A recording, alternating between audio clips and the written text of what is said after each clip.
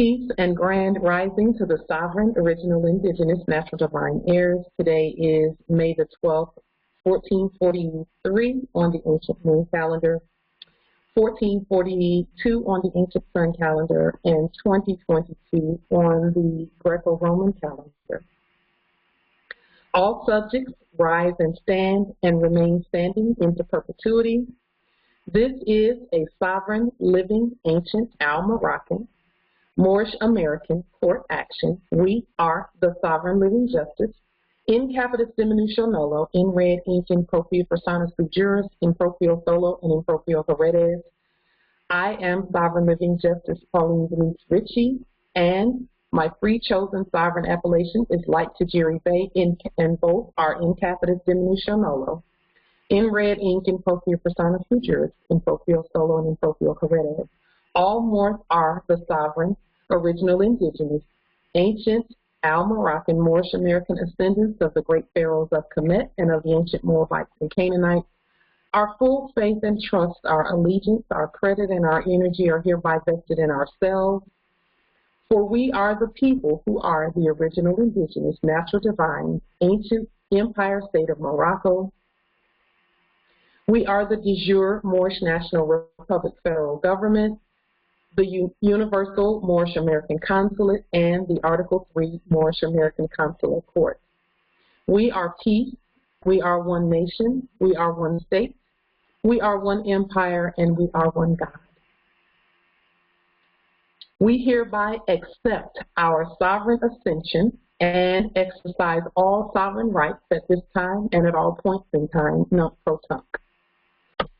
So today, our topic is governing your vast estate your way of life. So we have been figuring out and really just remembering how to live from our sovereign trust. And the way to do that, again, it takes stages and phases, okay, that we begin to do that. So the trade-off, we're just exchanging those dead instruments for living instruments.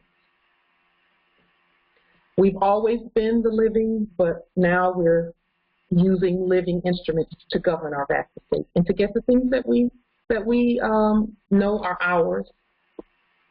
So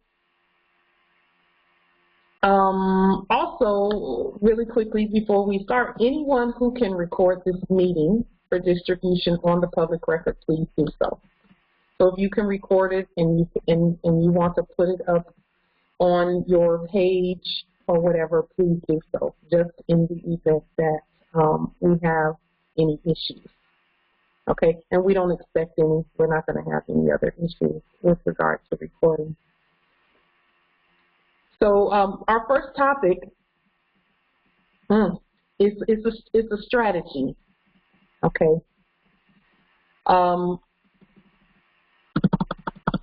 Most of you have already noticed that we as a nation, as a sovereign state, and as the government are subtly changing.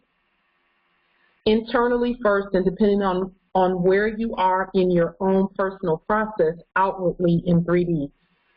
Some of us have noticed appetite changes or urges to eat better or eat less or skip a day or two from eating meat or sugar or fasting altogether. Others are being prompted to work out, to fast a little more frequently than before. Our natural, ancient, original, divine urges to be just a little bit better over time and in phases and stages are beginning to manifest. So that is a divine urge that you're feeling that is having us to change the way that we do things. Other divine urges that are manifesting among us is to treat each other better, to be more patient and loving with each other. Our nation is experiencing the removal and falling away of the black and niggardly energies that some of us chose to take on while pretending to be U.S. corpses. Those energies were a choice. Not all of us had those energies or took those energies, but some chose to take those energies on while we were pretending to be U.S. corpses. We are the cure for the Black Death, because that's actually what that energy is. That energy is called the Black Death. So when we look back in history at that time, we can say that the Moors cured the Black Death. The Black Death is an energy of blackness and niggardly behavior and niggardly energy. So the changes are subtle. So do not worry if you have not felt the changes yet, or if that divine urge, that part of the divine urge hasn't kicked in. If you're on this call or you're hearing this, the divine urge has already kicked in you as Moors. It already has, or you wouldn't even be listening to this. So that divine urge also manifests itself in terms of study. Most of us want to know who we are, and we're studying ourselves. During this time, those Black energies will be seeking a place to go. So as we continue to emerge over time, we are at peace as those energies leave the earth and continue and return to outer darkness where they came from. So when you talk, when scientists or those custodians in the office of science talk about black holes and all of that, that's where that energy came from. And that's where it's returning to right now. So you may hear them over the next few days and weeks talking about how they discovered a new black hole that's emerging, and for the first time they can take photos of it, because I just saw something like that today as this awareness was coming.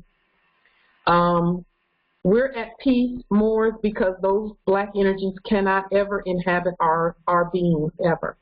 They never did inhabit our beings. We actually chose to act out those energies. And now that we're stating who we are properly, and when I say properly, it's just standing up and saying, I'm a Moorish American by bloodline and birthright. That's properly. Instead of saying, I'm Black and I'm proud. We're not that. We never were and never will be. We're at peace as those energies leave the earth. So what we're doing is letting the dead bury the dead. Okay? That's what we're doing right now, even as we speak. So let's let that energy go on its way. We send that Black energy on its way peacefully. So with that being said, subject matter number 2 is directly related to that. And it has everything to do with our demonstrations that we're doing. And many of you already know that this is happening, but let's go ahead and talk about it. So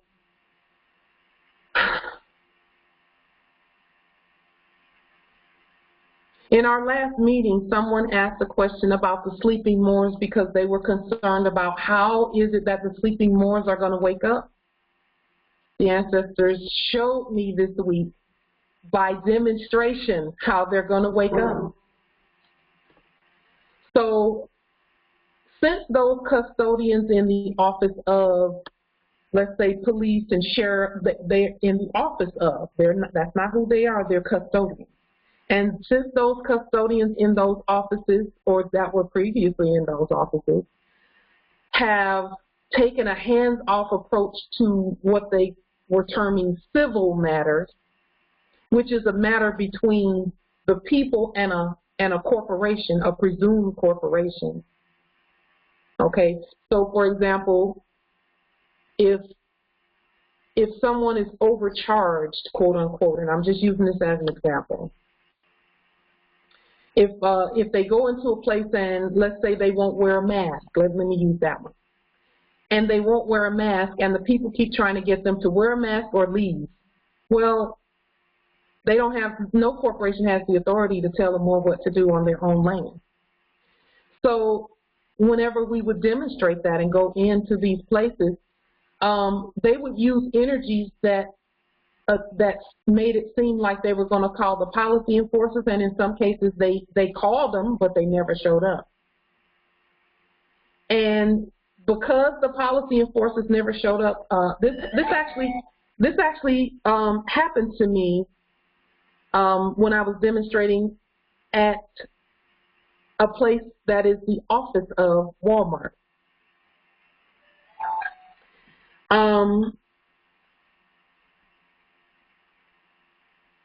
I was demonstrating that I was not going to wear a mask, okay? And just one moment.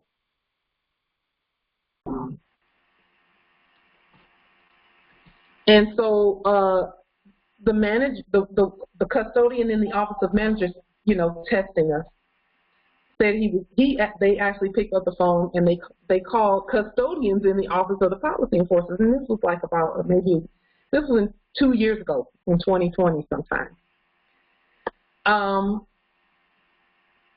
They called the policy enforcers, and so of course I went in and got what I was going to get, and then I did my own self-checkout. And as I was leaving out, the ones that were doing business the custodians in the office of the manager followed me out with his phone, and he was talking to the policy enforcers. Well, you know, the policy enforcers here, no, they're not policy enforcers. Let me see. I got to watch my mouth too. I'm watching it. The custodians in the office of policy enforcers had already been notified, so they didn't come. But I saw him on the phone, and he was asking questions on the phone of the policy enforcer. So the custodian in the office of policy enforcer, he was asking him questions like, what, why, what? I could hear him because I had my window down, and I sat there and just watched because I wanted to see what was going to happen. And he was pacing back and forth.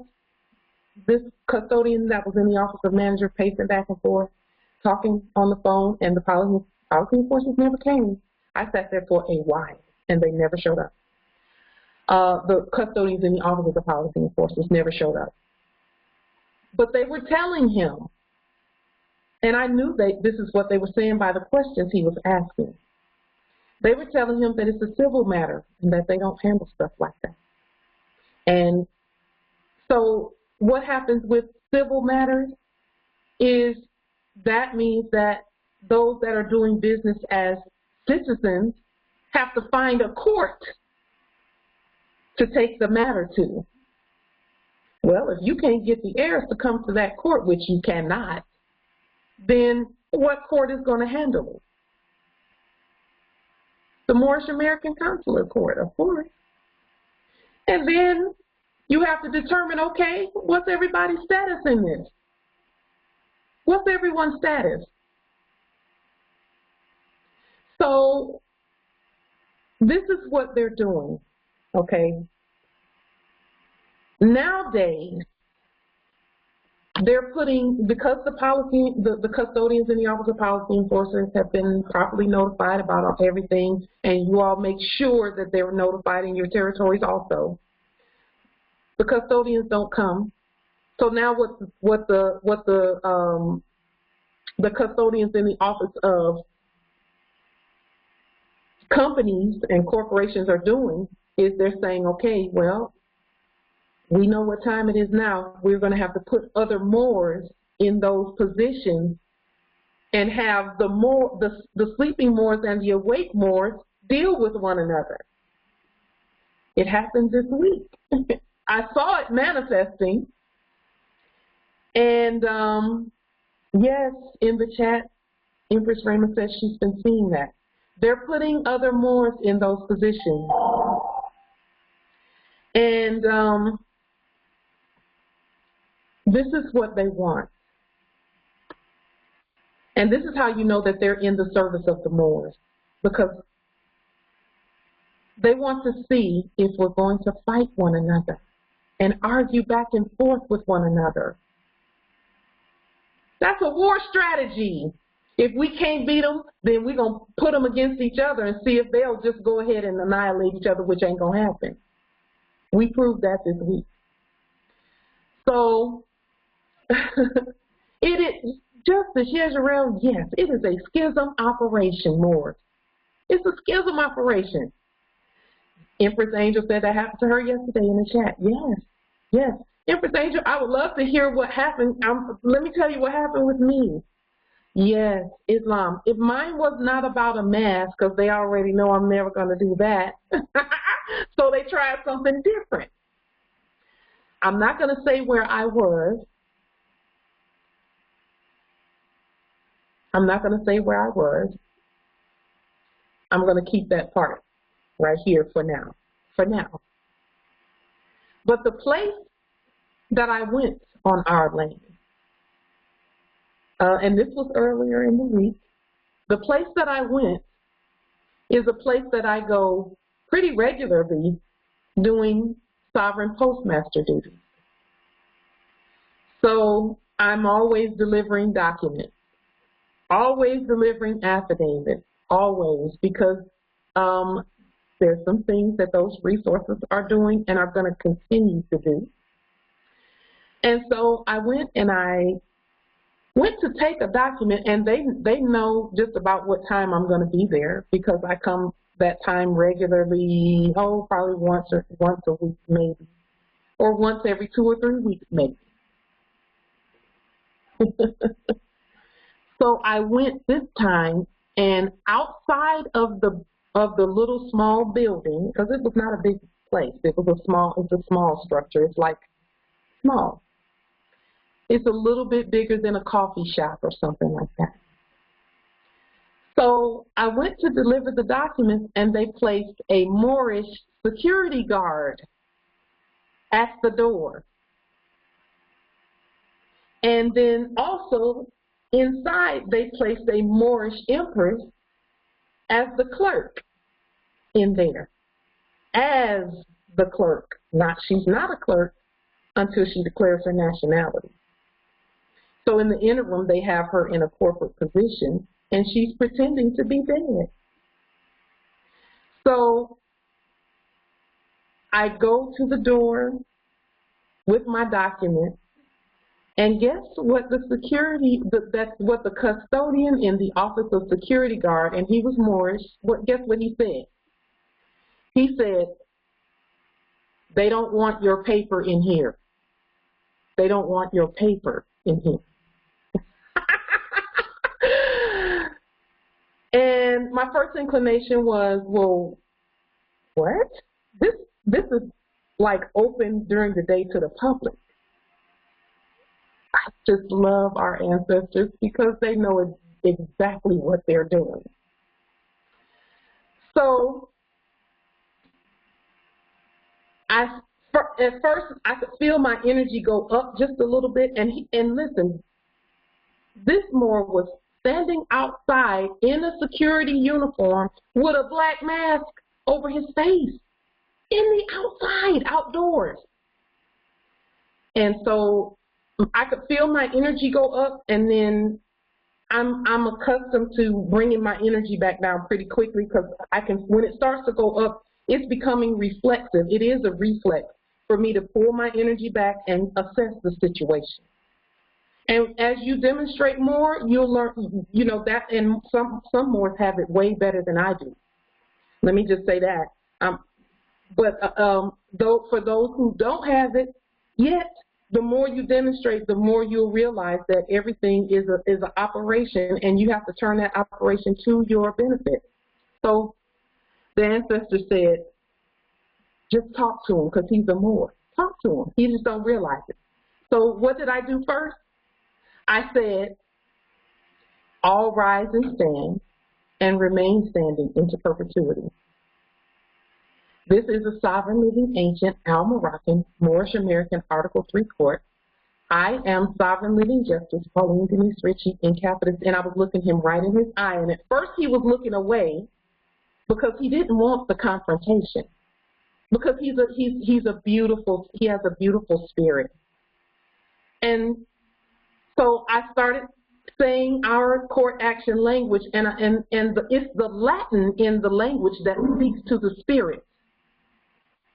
It's the Latin in our language that we use that speaks to the spirit, because as soon as I said in capitis diminution nolo, and I was very calm and looking him straight in his eye, in capitis diminution nolo, in red ink, in propria persona sui juris, in propria. And as I was saying that, I started shaking my head because I could feel the change in the spirit realm. And then he looked at me in the eye, and then he looked at my mouth to see if is he hearing correctly? Am I saying words, and is he missing the words, or what? He was watching my mouth speak. And I said the whole, court action language.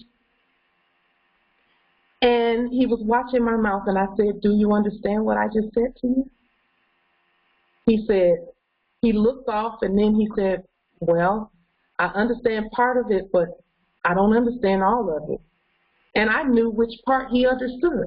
He understood the Latin in the spirit realm, and he understood the ancient English in the natural realm. And so then the ancestor said, okay, now talk to him about the law. I said, do you realize that these custodians in the office of, because they're not really the bank, we're the bank, do you realize that they're using you? They're using you because, I said, why don't you ask them? Why won't they call the quote-unquote police? Why won't they call the FBI? Why won't they call the CIA? I said, because they already know we're all of that. I said, I know they treat you like trash in there, don't they?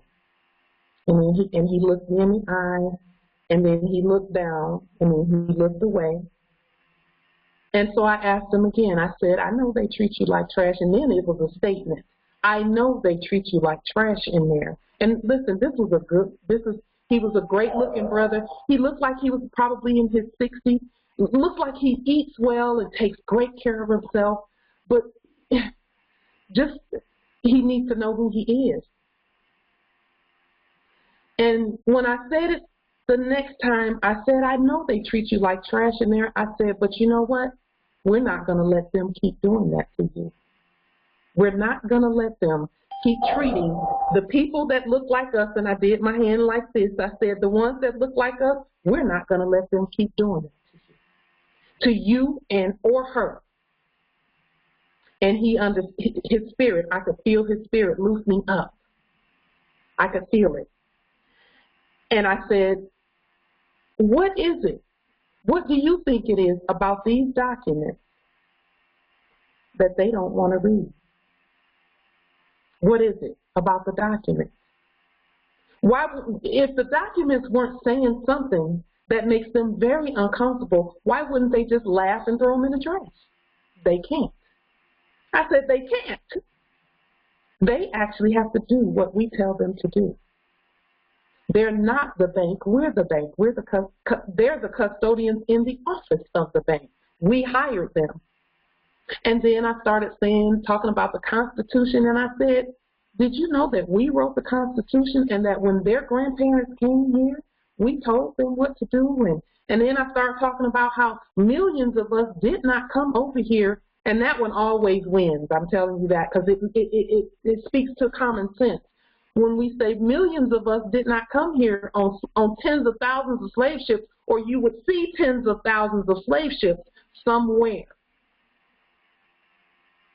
And if millions of us did not come here on tens of thousands of slave ships, that means we've been here the whole time, doesn't it? And when I initially started to talk to him, he said something about, look, I don't have to work if I don't want to work. I said, you do have to work as long as you think you're a citizen, because they got you thinking you got some debt going on. And I didn't want to go too far into that debt piece because it can be confusing.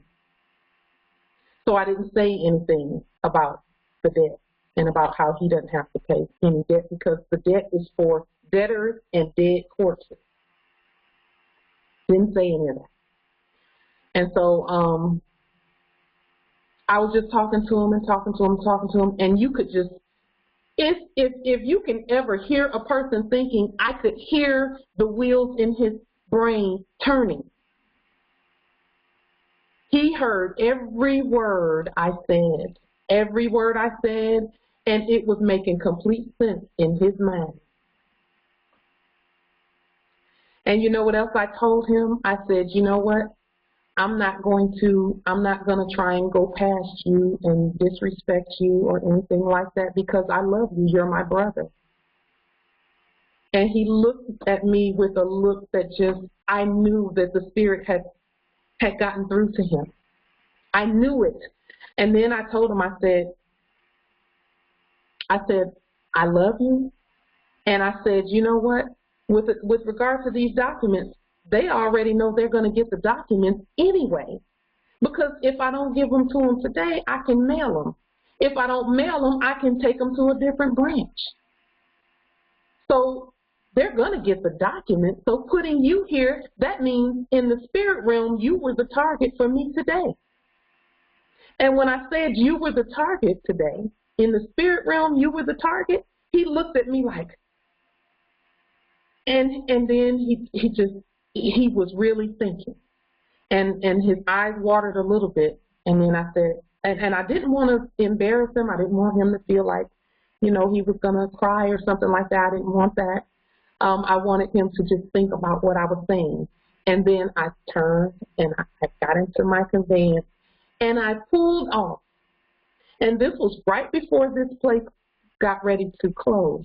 Okay, this was right before it got ready to close. And it was, you know, and so the ancestors, and I pulled off, and I was gonna head on back and just mail the stuff, because they got to do it anyway.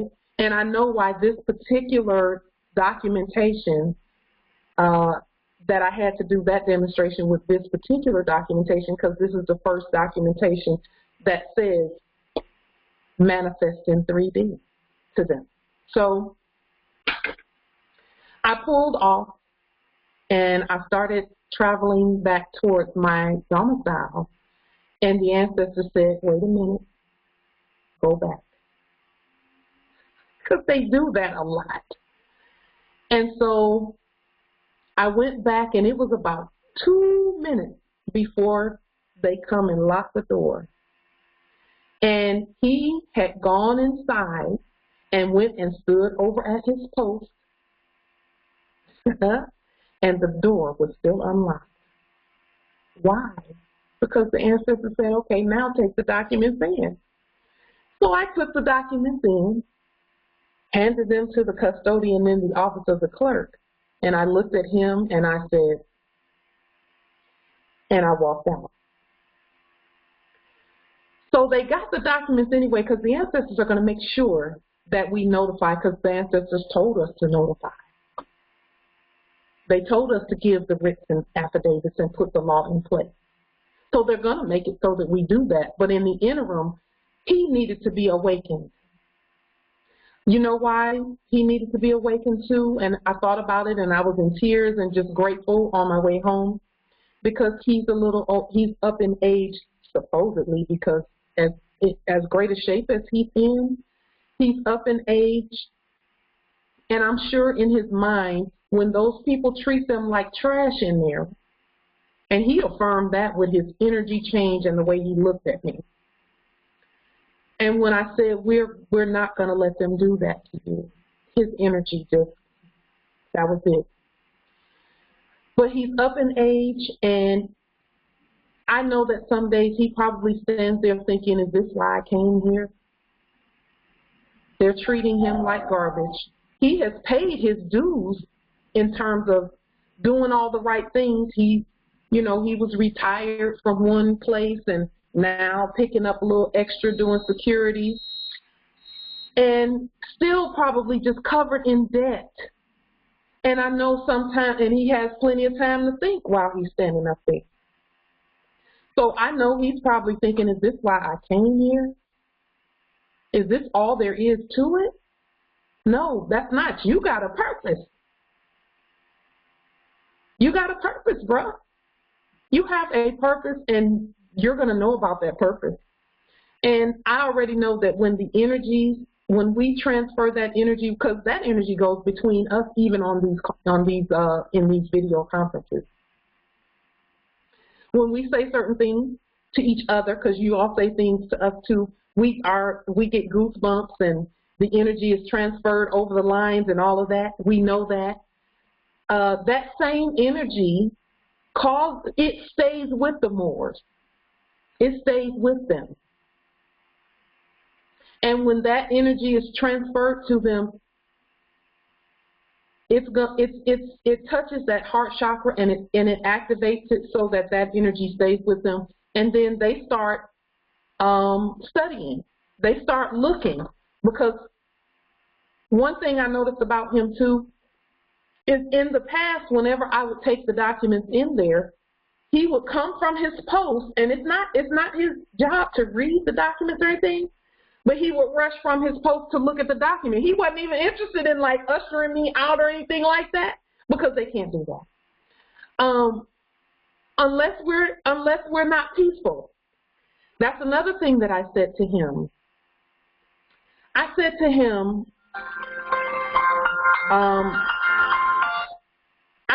him, can you all hear me?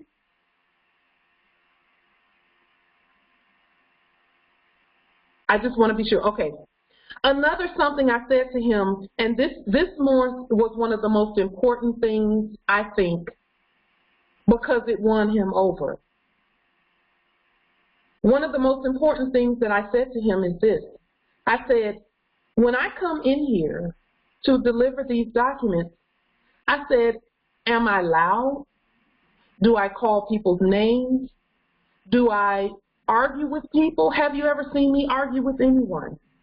When I come in, all I do is come in and put the documents down. I'm peaceful when I come in and all of that. I said, so what is it about these documents that they're afraid of? Why do they feel they have to put you out here to stop me from handing a piece of paper to them? But you know what? I had my own history of going in there to go by. And he witnessed that because he sees everyone who comes in the door. That's his job. He's security. So I was able to say, have I caused any problems coming in here ever? No, I haven't. So I barely speak when I come in there, except to ask, what is your name? To whoever it is, whatever custodian is receiving the documents, so that I can make a note for my record. And that made him think, because I saw him kind of look down like, well, no, she don't cause no problems. All she's doing is delivering documents. So I had that to go on to let him know that there's a reason why they put you here. They put you here, and in the spirit realm, it was to wake you up. But in the natural, there's no reason for you to be here to say that. Meanwhile, while I was standing there talking to him, other people were coming and he was opening the door for them. And that was cool. Listen, no ego. I'm good because I know he was the target. He was the target. The ancestors needed him to know who he was and who he is. And when I walked in, he didn't even move. That when I went back, double back, the ancestor said, okay, now go back and get in the documents. I went back, gave the documents, delivered the documents, handed them down from our court, because it's a court action. Handed them down. He didn't budge from his place. Normally he will either come and look at the document to see or something, you know. That's what he just used to do is rush over. He would walk hastily and look at the document. Okay. And I didn't mind him doing that because those flags are at the top.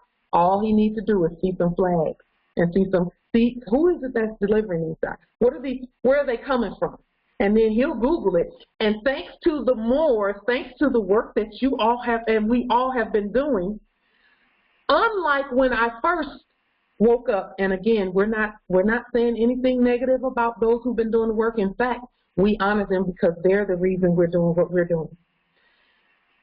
When I first woke up, if you Google Moorish nationality or anything like that, only negative stuff would come up.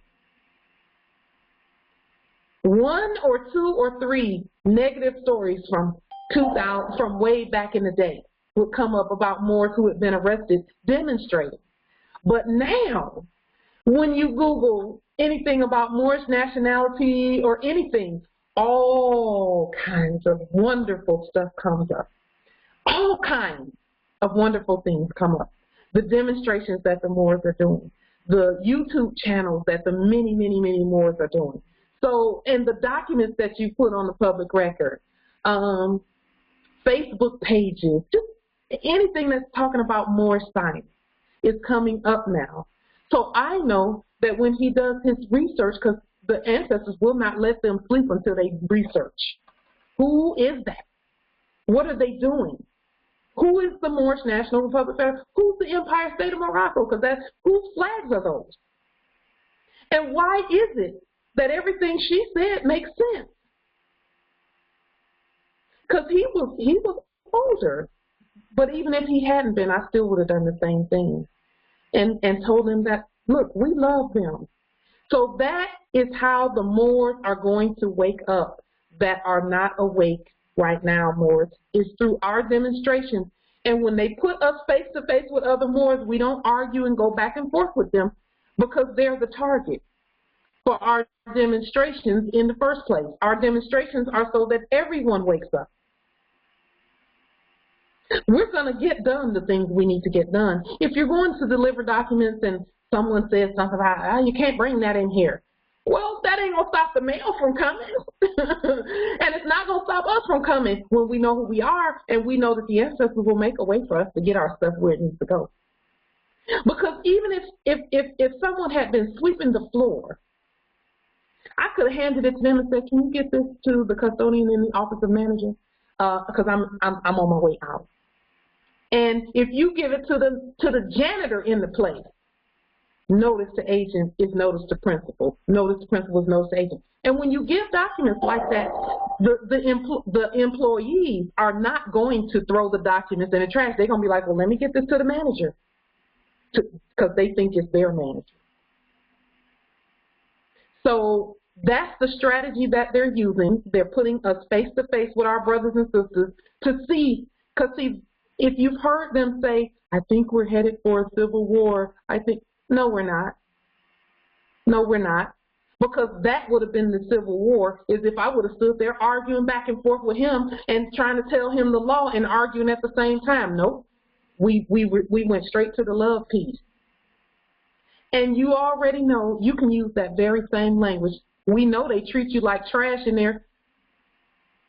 That's going to work on every Moor out there because it's the truth. None of them are being, quote unquote, paid anything at all, not to mention what they're worth. He's more valuable than that. They're all of our brothers and sisters are more valuable than the trash that they're getting right now. And when I say trash, I'm talking about the trash energy that they're getting. And some will say, well, I feed my family with that energy. No, not with that energy, you don't. You feed your family with your resources that you're the creditor of. That's what you feed your family with. Your energy. So that's the strategy, Moors, and the strategy that we're going to use always will be love. And you know what else I told him? I said, I'm so glad you're standing right here because that means I have your ear, that you're not going to walk away or anything that you're going to hear. And I stood there for a while talking to him. And it's not like he could go back in and close the door and lock it because it's a place that everyone can go. So I said, I'm so glad that you're here. You're standing right here. And to him, to hear that when he came to supposedly stop me, can you imagine what that did in the spirit realm? To any of our brothers and sisters that are sent to battle with us, but the battle turns into just a love fest, really. So the only thing I wanted was for him to know that this is not about that part of him. It's about the other part of him, the living part of him. And I wanted to say something to the Empress that was there that I handed the documents to. I wanted to say something to her, but I said, no, it's about now. It was 1 minute until they come and lock the door. And I said, I'm mission accomplished. I did what I came to do, so I'm going to head on out. Because it hit the spot. So that's our strategy. That is our national strategy in dealing with our brothers and sisters as we demonstrate. Is to speak to them with love. Love, love, love. Love, love, love. And to tell them who they are and just talk to them. We just need to talk to one another. So with that being said, now we know what our national strategy is in terms of what's happening right now. Because here's the thing. Him and the other Empress that's there, as we continue to do what we're doing, and when we do the rest of what we're doing, their skill set is going to be necessary. So we'll be able to utilize their skill set, just like right now, they're finding out who they are because of our skill set. Because we know the law and we know how to speak to them. We know how to speak to the spirit. Because it was a spirit that sent him out there to do that. But it's a spirit that did not agree with him naturally. That was against his natural self. His God self was telling him, don't do that. But he was thinking his paycheck. And all I was thinking was another soul snatched out of the hands of death. Because that's really what that is, Morris. We are snatching the souls of our brothers and sisters from the Black Death. And the ancestors will do the rest. If I never see him again, the ancestors will do the rest. They'll do the rest. I don't have to follow up with him and try and do all of this. The ancestors will do it the same way they did with us. The same way they did with us. And then we just keep putting the information out and keep demonstrating. And if we happen to run back into them, they can ask all the questions they want to ask, and we can point them to, okay, this, and go here and look at that. Go here, go there, and look and see. Go to this website. Go here. Go to YouTube. Look up these ones and that ones, and then, you know, all of that. That is how the wake-up is happening right now. That's how our brothers, but they need to see some love from us. Even in our demonstrations,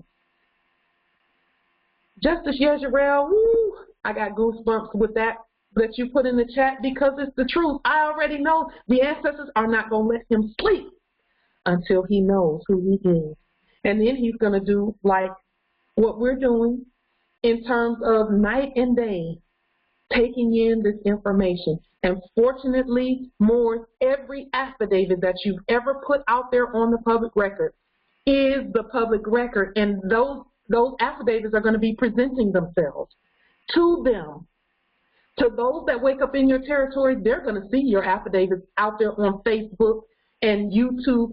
See, that's why those energies, those anti-energies, those anti-Christ energies were trying to say that YouTube and Facebook and all these other places is not the public record. They didn't want the documents on the public record like that because they knew as soon as someone Googled some things, those documents were going to present themselves. Your documents. So every demonstration counts. Every demonstration that we do as Moors, it counts towards snatching more souls out of the hands of the Black Death. He will not rest until he knows more and more and more. And I already know we're going to cross paths again. And it won't be crossing paths. Let me rephrase that. I know we're going to meet again at some point. whether it be there or somewhere else. The Word is living water. In the beginning was the Word was with us, Moors, and the Word is us, Islam. Yes, Islam. So that's the strategy, is love, love, love. Let's go and do that. And Moors, while I was talking with him, all I was thinking was, and I'll say this. While I was talking with him, first let me speak of it from this perspective. The programming energies were trying to say, they're not going to get your documents. They're not going to get your documents. If you don't get past him, they're not going to get your documents. That's not true. There's no hurry. There's no hurry. They still have to do what we command. So let's speak to the demonstration that's right there now. Speak to what's happening in the present, and then everything else will take care of itself, just like it did with that demonstration where I just doubled back and boop, documents went right where it hit the target. They hit the target completely. So that's the strategy with regard to our brothers and sisters. Now, with regard to Moors that are waking up, we have all been thinking about things like groceries and food and supplies and things like that, and how to live off of our vast estate with those things. And so I've been thinking, well, what about the grocery stores and things like that? So we have a process for that. It's the merchant card, okay? But there's another way through government channels, and when I say government channels, I'm talking about our government channels, that there's a way for us to get what we need also through our government channels, but it means we must come together with the Moors who are growing food, because there are plenty of Moors that are growing food. So we got to start somewhere, and we have to take care of each other with this. So I found out recently that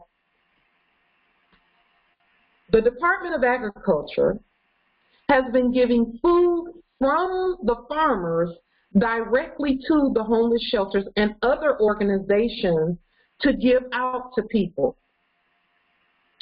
So for the Moors, this is the responsibility, and it's always been the responsibility of the temples to do things like that. On top of nationality, okay?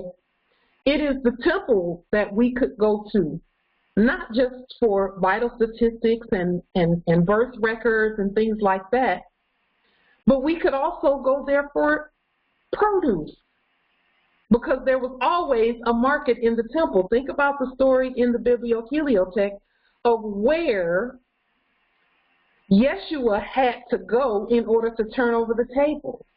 He went to the temple to turn over the tables of the money changers because there was a market there. And so the temples, those ones with the 501c3 designations, were supposed to be places where we could go and get everything we needed. Everything we needed was there at the temples. And we're not mad at the temples that are here now. We're not mad. We're not mad, because the ancestors sustained all of us through this time period. And so now we're assisting with the cleanup of the temples in whatever way our ancestors say for us to assist with that. We're assisting with that. So now let me say this about the 501c3 designation. If you notice on the screen, I don't have it in black and in the dead braces, because we're not going through the United States Corporation Company for any of that. Our sovereign living state has the documentation to be a living 501c3, because see, the dead ones were sold out. See, everything that the fakes and the dead had, they hypothecated it from us. We have to take back everything. And when I say take it back, we're not taking back dead stuff. We're creating new and living. This is the new earth, new heaven and new earth. And it's in the favor of the Moors because it's being done by us. So, Moors, knowing what you know about how we do everything that we do, we speak by affidavit, we put the fiduciary document, we lien everything in sight. Any deadness, we lien that deadness, okay? And then what do? Produce the real living instrument. The living instrument by affidavit, by government affidavit. So the temples are to work with our Empire State's agriculture ministry to get the food to the local ministries and local temples, which will then get the food to the people who need it. Now, where we are right now is those Moors who know how to farm, go ahead and farm, and there's some beautiful, oh my word, beautiful Moorish farming and agriculture ministries that we have come across. I mean, these Moors know their stuff. They can grow anything. They can grow a seed in the snow. They know so much about it. I mean, I've seen them on social media and others that we've connected with, and many that we've not connected with yet, but we're on our way. Where they'll take a seed and throw it in some water, and it will just bloom. And it's food, you know. So we're ready, more. We're going to have everything we need, everything we need. So the temples, they are to work with our empire's agriculture ministry to get the food to the local ministries, which will then get the food to the people. Now, this happens in each and every territory. So those who have who know, again, you don't have to have expertise in any area to get this done, to get anything done in our. We don't have to have expertise because the ancestors are going to show us how to do it. This is what we must place our focus on as one of the top priorities as more heirs nationalize. We use our own government so that we get the natural foods from the natural Moorish farmers. Okay? So that is what, and what does a Moorish 501c3 look like? First of all, they are not under the United States Corporation Company, so they terminated all corporate contracts. Same thing we've been saying. It's the same formula. Terminate any corporate contract that you have with the United States Corporation Company, and then speak by affidavit and state, that means put it in your sovereign state. State who you really are, and that you are taking the benefits of 501c3 status, which is your original creditor status, and using it. Your 501c3 issued by you, the Empire State. But you have to lien all the dead, all that dead stuff. So, for example, if you had an EIN, a black EIN, let's just call it what it really was. If you had a black EIN that you got from the fake corpses and it's on their documentation, if you got a letter from them, that's a dead EIN. So what you do is you lien that one and then put the same number sequence in red and all lowercase letters, and then when you use it in blue. And you can put EIN in capital letters, but you will be the fiduciary, the state fiduciary of that EIN. Okay? So the 6 court actions must be in place, and then you notify the custodians in the office of the Internal Revenue Service, because we're the Internal Revenue Service. The custodians are just in the office of. Notify them that all corporate contracts have been terminated, and you send them proof of that. And then you say, okay, I'm the fiduciary for this EIN. It's in red and in blue. It's in red because our court speaks from a sovereign, the land. That's going to put it on the land. Okay, red is the land jurisdiction. And then blue is admiralty on the land. Okay? Blue is admiralty on the land, which means that it's ultimately governed by an Article 3 court, which is our court. Okay? Because our courts govern the land. But we have to make sure we put that on the public record. So there's no benefit that you cannot have moors. You can have all of them. But you got to lean the dead off of that stuff, of your resources. Okay? You're not leaning the dead off of the numbers issued by the United States Corporation Company because that's a dead number. It's living when it's in red and issued by you. And again, we've shown that in the past. We've shown you how to do everything. It's the same way you do with the sovereign security number. You take any dashes or minus signs out because that's a debtor sign. Okay, and then you put either plus signs or leave it a space because we govern all space. And you're the fiduciary of it. Okay? So those shelters and things and those places where you see corn coming in, oh, yeah, oh, come on now. Justice Yezerel done put something in the chat that's just profound. The tone of the speaker also means the tongue of the speaker. Tone and tongue are the same. Yes, they are. And the tone is, from whence are you speaking? Red is the land. Blue is admiralty. Purple is from the throne of the royals, which is the Moors still. And black is corpse speak. And that's why we put our living corpus sanctums in blue, because they're doing lawful commerce and lawful merchant action. So when you see vegetable trucks coming through and bringing vegetables in to these different places, they got that food through the U.S. Department of Agriculture, okay? But again, we get ours from the living Department for Agriculture, or you can say of as in OV. But that is how, that's where all the food and the farming and everything is going to come in. In this territory, they grow asparagus, and when I say they, I mean we. We grow asparagus on our land. This territory is known for asparagus.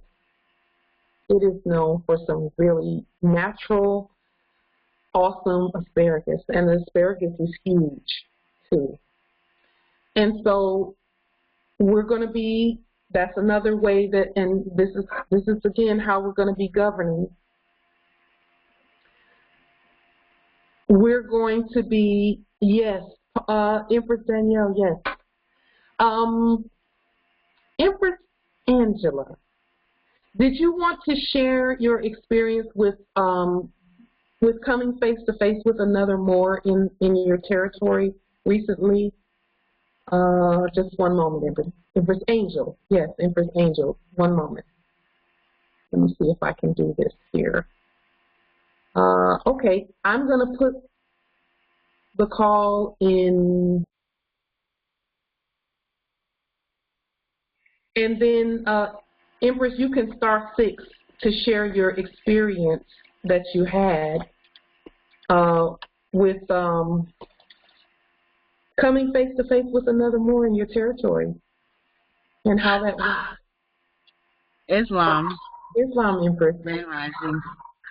Yes, yesterday I was in the territory of Brooklyn, New York, and we was going there to, you know, assemble and meet with other Moors, and they had put people at the door to say must wear a mask, and it was a European, so and we had been there before, so I just walked right by them, and, you know, I didn't give them any energy or attention, and then I went upstairs where I was going to go meet, you know, some people, and I asked for a particular person who we had demonstrated and given instruments to, and I had suggested to him the time before we were there to take them and, you know, take them and put them for him to read later. And he actually did. He took them, he scanned them on the computer at the library.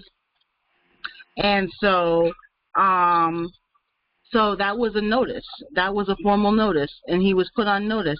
So yesterday, I had asked for the same, you know, policy enforcer or public servant rather, because he was a public servant. And so he changed the script. He flipped the script because he said he spoke to his upper higher ups, and I was like, well, did you pass along the information? He goes, no. I said, did you read yourself? He goes, no. I said, oh, well, knows the principal, knows the agent, knows the agent, knows the principal. They've been notified. So therefore, this is going to go to the next level of, you know, the court action, and now you're going to, you know, be leaned because this is how it goes. And so then I went downstairs because there was no room available upstairs. And, oh, there was, but I just didn't have a contract to get a room because I don't have a library card, so I didn't have a contract. So, so we went downstairs in the public space, and they just kept coming. And they were fellow Moors and just kept harassing us. And so this one particular Moabitess, she waited until all the other people left and I was by myself, and then she wanted to come and attack me. And I was like, really? You gonna wait till everybody else leaves to come and attack me? Okay, I'm not going anywhere. So I was like, until the rest of them come back. And long story short, you know, it was a nice day anyway, so we went outside. And because I had saw what they were, like the energy that they were having and all this other stuff, and we didn't want no conflict, so we wound up going outside and finishing what we were doing. But we noticed they had followed us outside, and so then we were like, oh, so it was a problem that we're outside, and now guess I know need to put a spell on another super fucking call. Hold on for just a moment.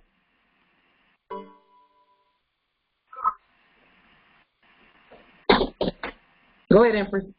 So I had noticed, I know the history of our story of the land on where these buildings sit, and it's a lot of our energy. And they even put up statues and chariots and all these different things, reminding us of our ancient culture. And you just got to be in the knowledge of knowing what these present as our story. And so, so knowing this, I was like, you know what, whatever. So they were waiting for the policy enforcers to show up. So we was like, okay, fine. So long story short, the white shirt never showed up. It was another Moor in a blue shirt. They showed up, 2 Moors actually, and I just went into the, you know, all rise and stand again, and did the demonstration, you know, and was peaceful about it, you know, and they came up and was reading us and all this stuff and was like, you know, peace, you know, whatever, because the sister who in the library, she tried to, you know, be all combative at me because she was trying to attack me. And I was just like, you know what, I don't have time for this because I know what this is about. I'm sorry you don't understand who you are at the moment, but you soon will, because what we say and how we move and what we're operating in is very true. So when the office of, you know, the sergeant or the office of the lieutenant came, whatever, what have you, for the policy enforcers, you know, like I said, they was very peaceful. And then I wound up talking to one of them and letting him know by consanguinity, you have the birthright. I said, I'm sorry, you don't understand, but I said, you're a 501c, not a 501c. I said, you are a corporate fiction. You're perpetrating and, you know, continuing the fraud. I said, but, you know, you have a birthright. And I explained all of that I could in a short period of time to him. And he's like, okay, sister, I have to go now. And I said, peace, grand rising, Islam. And he went about his business. But I could tell that he knew where he was going and what was going on, because another brother was like, I could tell he was a Mason because of how he was standing.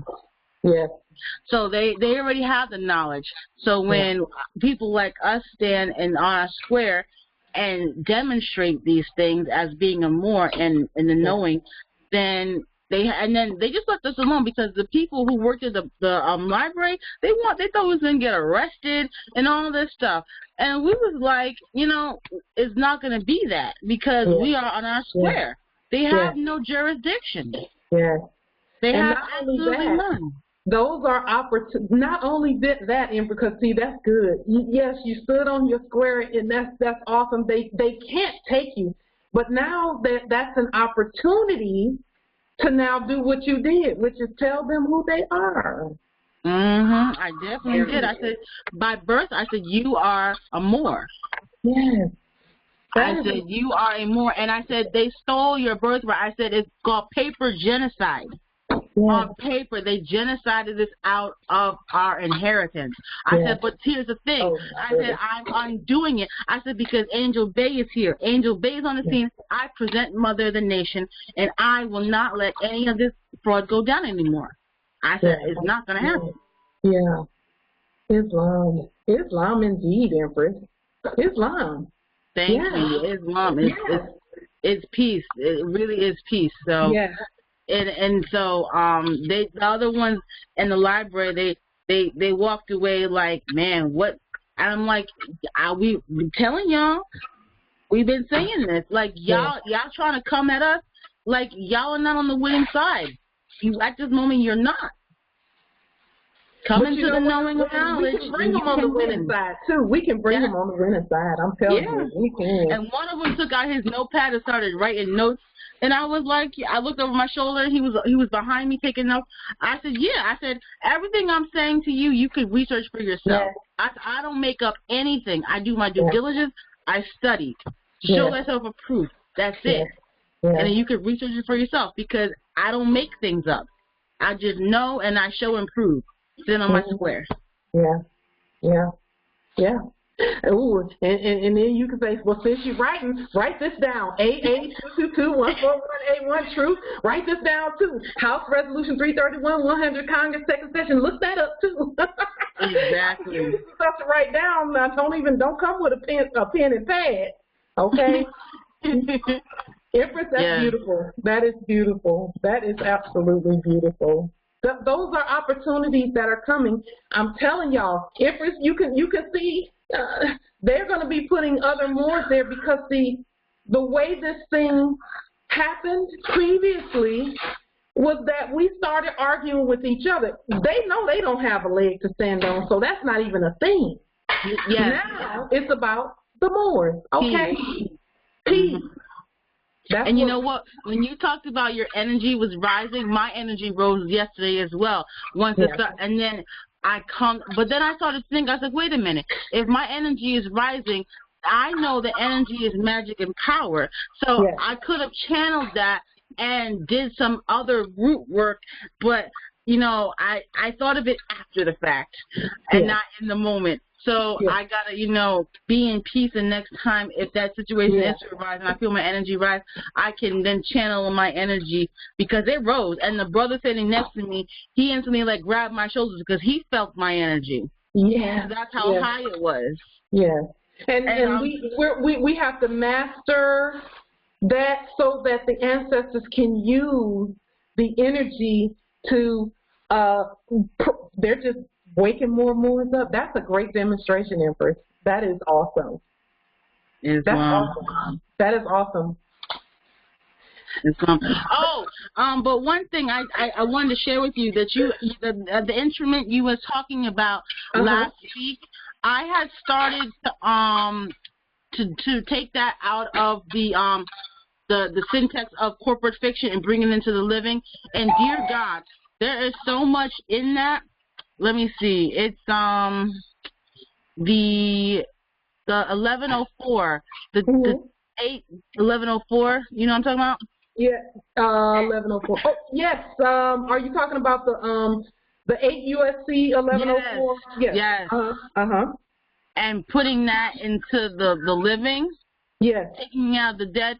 You know, these people had the audacity to put de jure and right next to the capital, United States. I was like, are you serious? So hold on 1 minute. Let me just make sure I understand you correctly.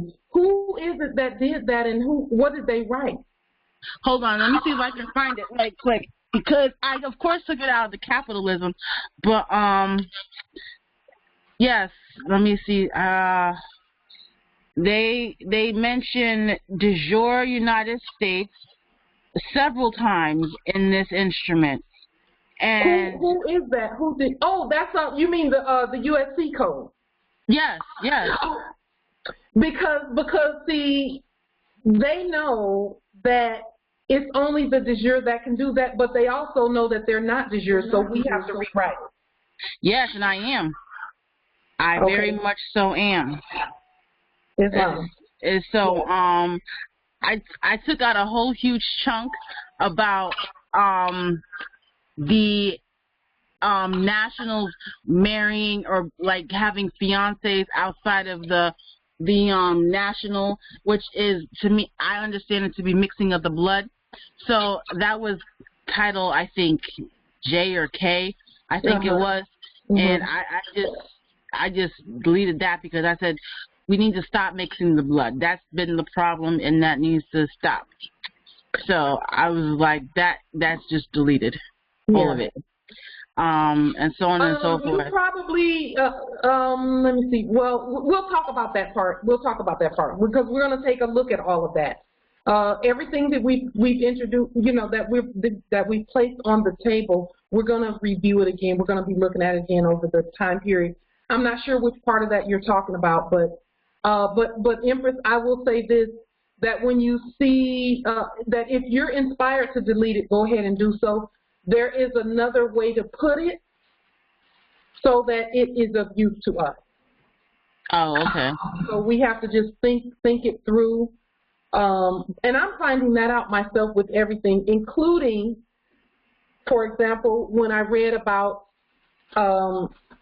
Revelations 1 and 5, Jesus Christ, the firstborn from the dead.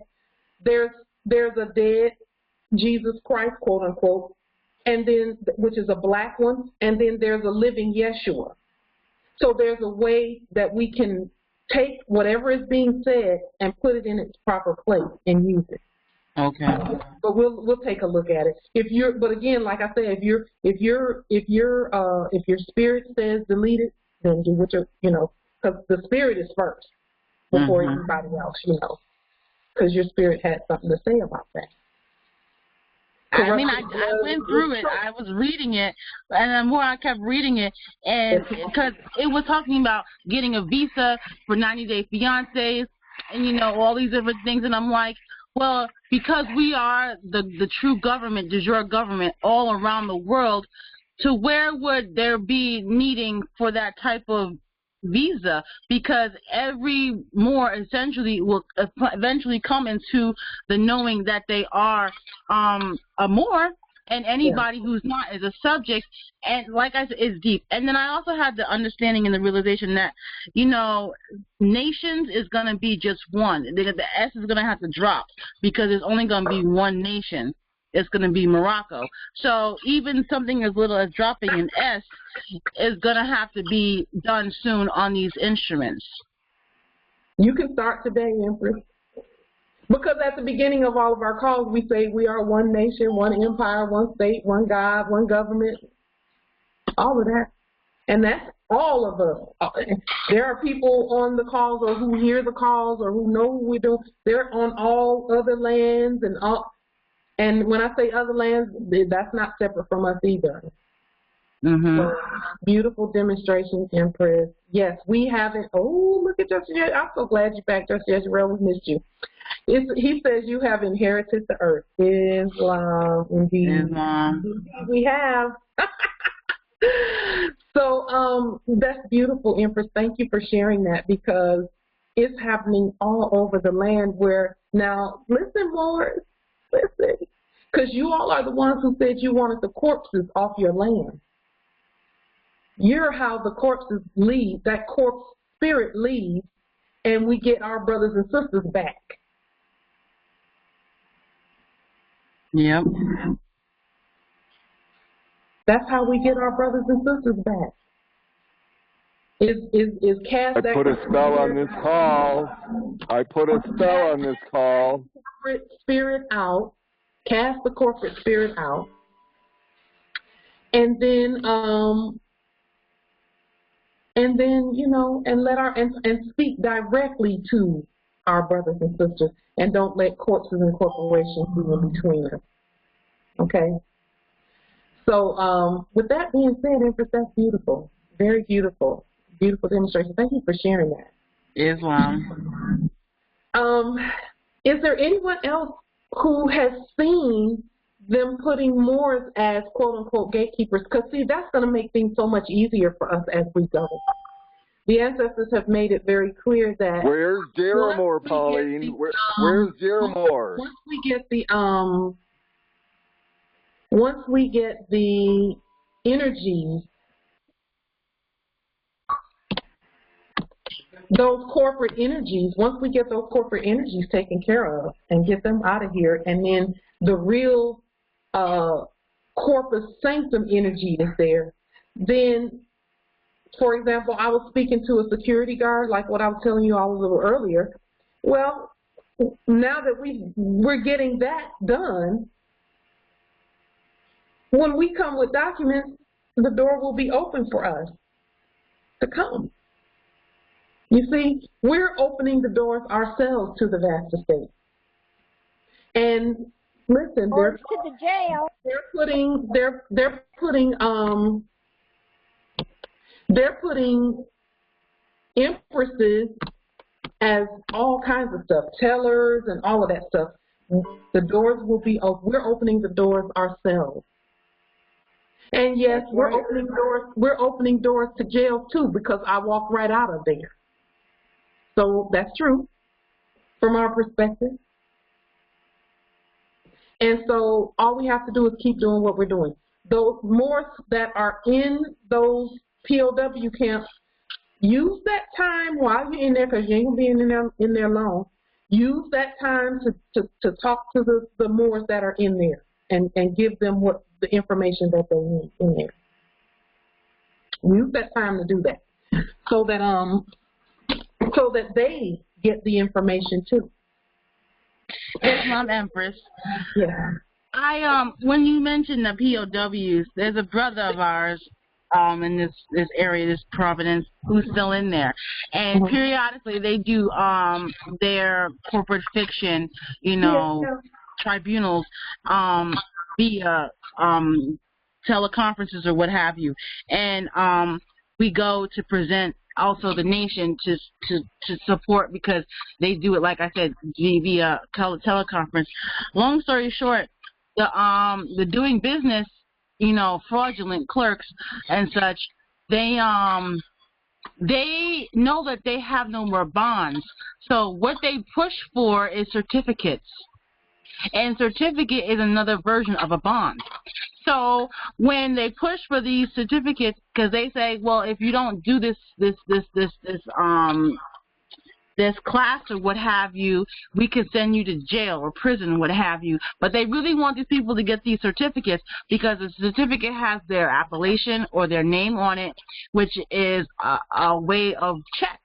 It's a way of bond. And so that's another way that they are getting money, because everything else is dried up. They can't do any more bonds on these people because it's been liquidated. So may I offer what they're really doing? Yes. Okay.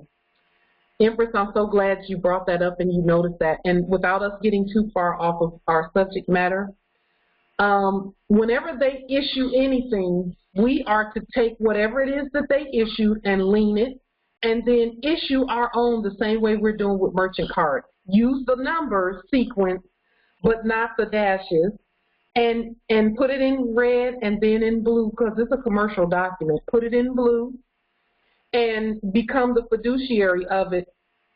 So where bonds are concerned, we actually create the bond and issue it. And then guess what? they're a custodian in the office of, and they actually have to follow the Constitution then.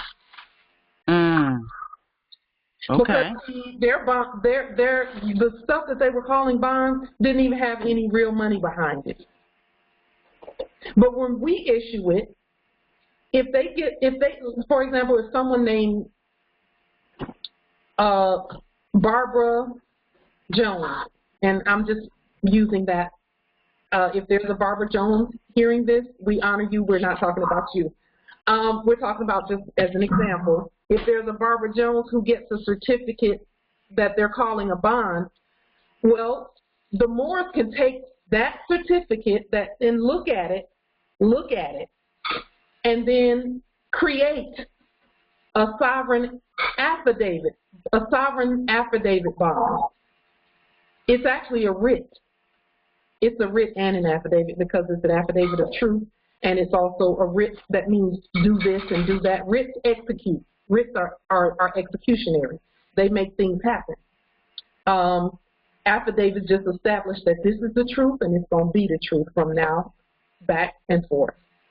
So when you issue a bond affidavit and you put whatever her Barbara Jones's name on there in blue, in capitis diminution minima, which is the first letter capitalized, the rest of the letters lowercase, and you would actually put it on her bond as Jones, Barbara, because it's a military bond. It's a military bond. And so then you send it back with your sovereign autograph on it and your right red thumbprint on it. Then when you send that, they can't argue with that. They actually have to do the constitutional things that we say do. That's how you flip the status of an office. Wow. And you get them to do the Constitution, because their bonds are worthless. They don't mean anything, and they know that. They know that. They have no backing whatsoever. We have to back them. But when we back them with the Constitution and the bond. And that's why the Constitutions were so important, Moors, because if you send them a copy of the Constitution that you have done for your territory, the county charter that you've done, and that bond affidavit or bond writ that you've created, bam, there you go. And those who have relatives in the POW camps, you really need to be doing that. Okay? So, now they're not party to any treaties, because again, they're custodians on our land. So they're not party to a treaty. They're not even a nation. All of those who are in those offices are custodians. So they're party to the Constitution, and they're not really party to it. They're under it. So that's why we had to reprint the Constitution, or not reprint. We had to publish the Constitution from our government, where states and counties are concerned, because those states and counties are part of the empire. Yeah, bring life back to them. Yes, and then they have to do as commanded with regard to our relatives that are in there. They have to let them go, because the Constitution says let them go. Now, Moors, you put the Constitutions on the public record, but for those who have not done that yet, and even for those who have, make sure you read all the way through it and fix anything so that they won't be doing that state of this and state of that, because the territories are the territories. This is not the state of Washington. This is Washington, ancient Washington. And it's the way we spell it, and not the way, okay? So, Moors, when we start talking about they're in violation and they're in violation and they're in violation, we actually have to know that they couldn't be in violation if we weren't. That's because have we given them the law? In order for the law to be properly executed, it must be established. And they can't establish law. We have to do it. That's why we're doing the Constitution and we're doing the county charters so that we get ourselves in alignment, and they'll do exactly as commanded when we do that. Yep. And then you send the larium with it. Send the larium with it. Or a copy of your merchant card with it, so that they have the resources they need in order to do what it is that is commanded of them. Islam. One more thing, I think. Concerning the merchant card, for the last video that you had posted via the link of this conference call, you had mentioned that we can access and use your card, right? But I didn't quite understand, unless you mentioned it later on, but by the time I went to go back and watch the video, it had been deleted.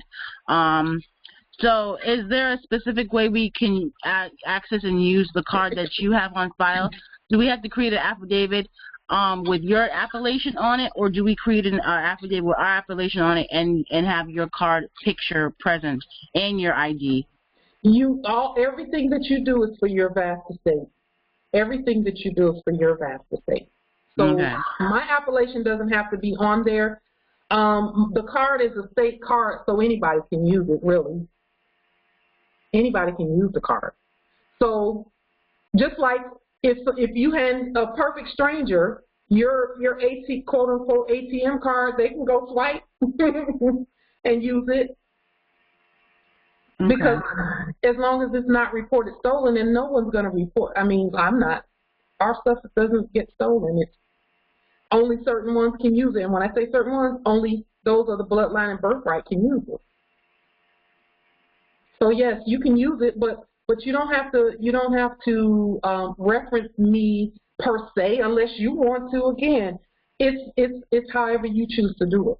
Whatever you feel in your spirit is being stated, then do that. Whatever the ancestral energies that are assisting you with your demonstration says to do, then do it. And yes, any Moors can use my state card. Sure, absolutely.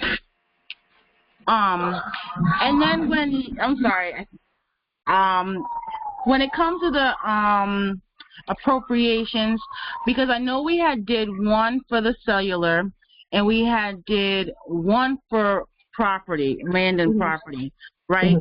So do we have to go ahead and do other appropriations for conveyances and other things beyond what was stated on those particular council voting sessions? No. You can do whatever you're led to do, Empress, whatever you need from your estate. See, what we have appropriated already is the Treasury itself. Okay. So you can create a merchant card, and you know, for those that use our merchant card, the reason that I'm saying do that now is because it's a new action that we're doing. But ultimately, at some point, you're going to have to get your own merchant card, because every last one of us has at least one ticket that was given while we were in our sleep. At least everyone has at least one thing that was done that you can create, that you can lean and then use that account to create a merchant card from. And when I say that account, the structure of the system is what you're using. You're not using dead accounts. You're using the structure of the system that's always been in place since time immemorial. The benefit is what you're using. So, you know, everyone has one. If you've ever received, and this is in your sleep, if you ever received one bill of any kind or one ticket of any kind, or you had one bank account or any account of any kind. Oh my goodness! So let me get this straight. So you're talking, because they create a trust out of our trust and take money out of it. So the number that's created, like the VIN number or whatever the number, oh, even a VIN number, that just came out my mouth. Dear God. But the number that is on the car, the paperwork that they give us is an account number. Holy cow. Yes. VIN numbers are account numbers. There was, quote unquote, money transferred back and forth by that number. Wow. And that just came out of my mouth. That just blew out VIN number. You answered your own question, God. Wow. Every number. That's why numbers are so important to the Moors. Because we're the creators of them. Because we do commerce all over the universe, all over the galaxy. Everywhere. Islam. Now my brain's working. Some of us, I'm not one of them, get so-called public assistance. Yes. They also come with routing numbers. Yes. That's a merchant card. Yeah, right? Cool. Very cool. Islam. Very cool. Islam. That is reversion of a state. You lean that one, and then you create your own. That's a merchant card. Any number of any kind of anything that was issued, I don't care if it's a fork.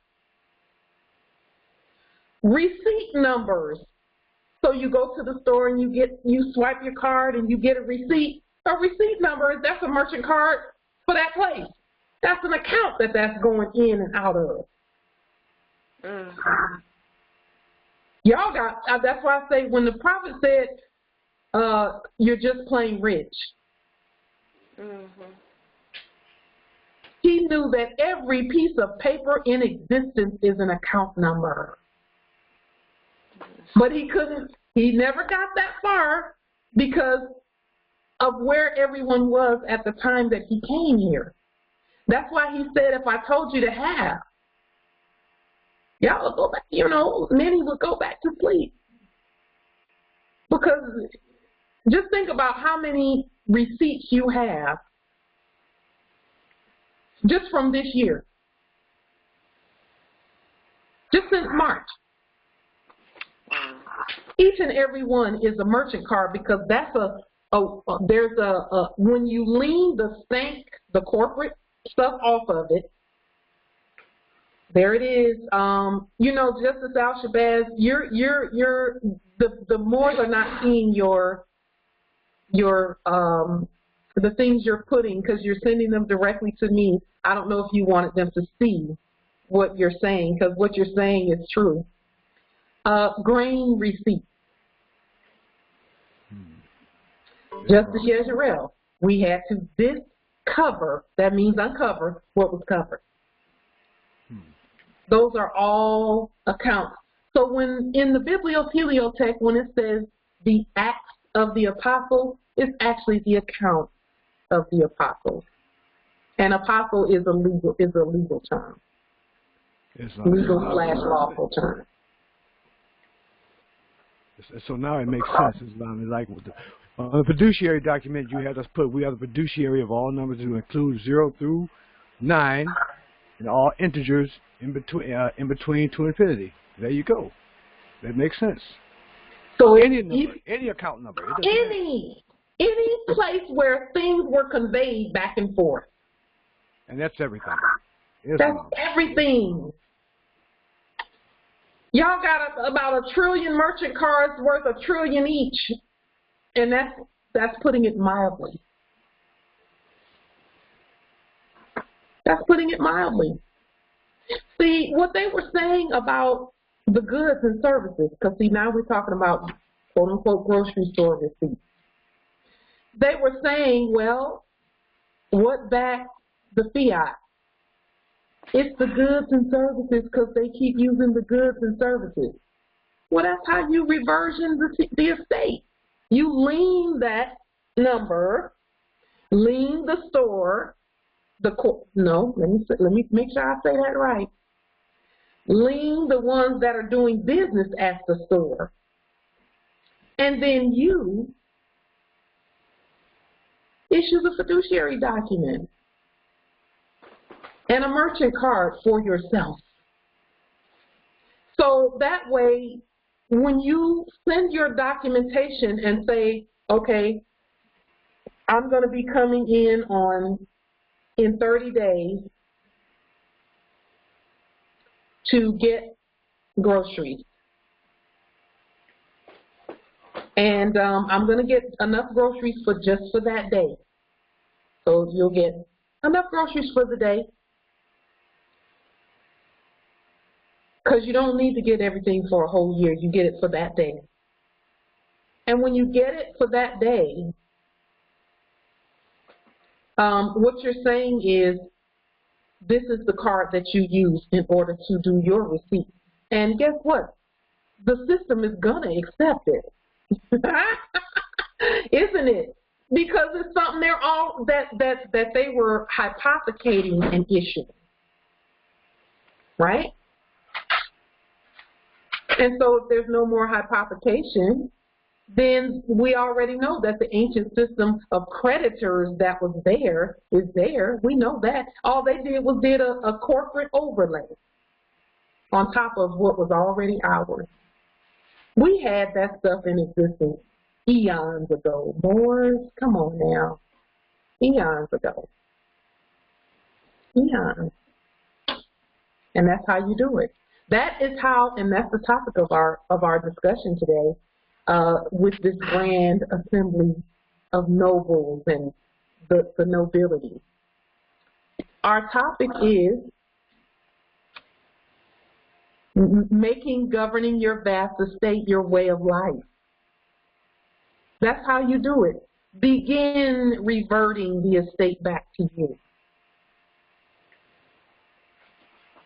Go ahead and do that. Now, I'll tell you this, because Justice Raymond put in the chat, hey, nobles, keep your receipts. I'm not going to keep all them receipts. I just needed one. And really, I didn't.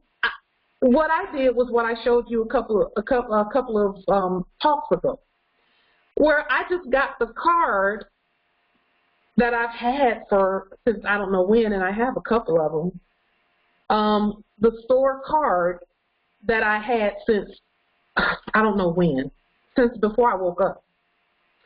The grocery store, quote unquote, club card. And I lean, because again, we already have the lien on United States Corporation Company, so they were under that. I used that lien and then created a merchant card from the numbers system after leaning them, the number system that's on the card, and create a merchant card and put those numbers on there without any dashes, because we nationalized the number and naturalized that resource. And my card, whenever they say, well, we got a gold prepaid card for 100 million today. Let's just see if this is even going to work. And then as soon as they start putting things in, it's going to say click, click, click, and it's going to work.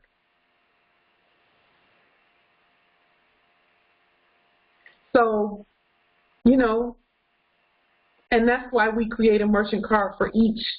And the thing about the grocery store piece is that most grocery stores are owned, quote unquote, by the same main parent, quote unquote, corporation. Yes, Justice Raymond, that's why I said, Morris, I put my card on the public record so that Morris who need to get comfortable with that process can use it. But you got so many cards, you got so much credit yourself. Why would you even bother? You got so much credit. You're making credit in your fleet.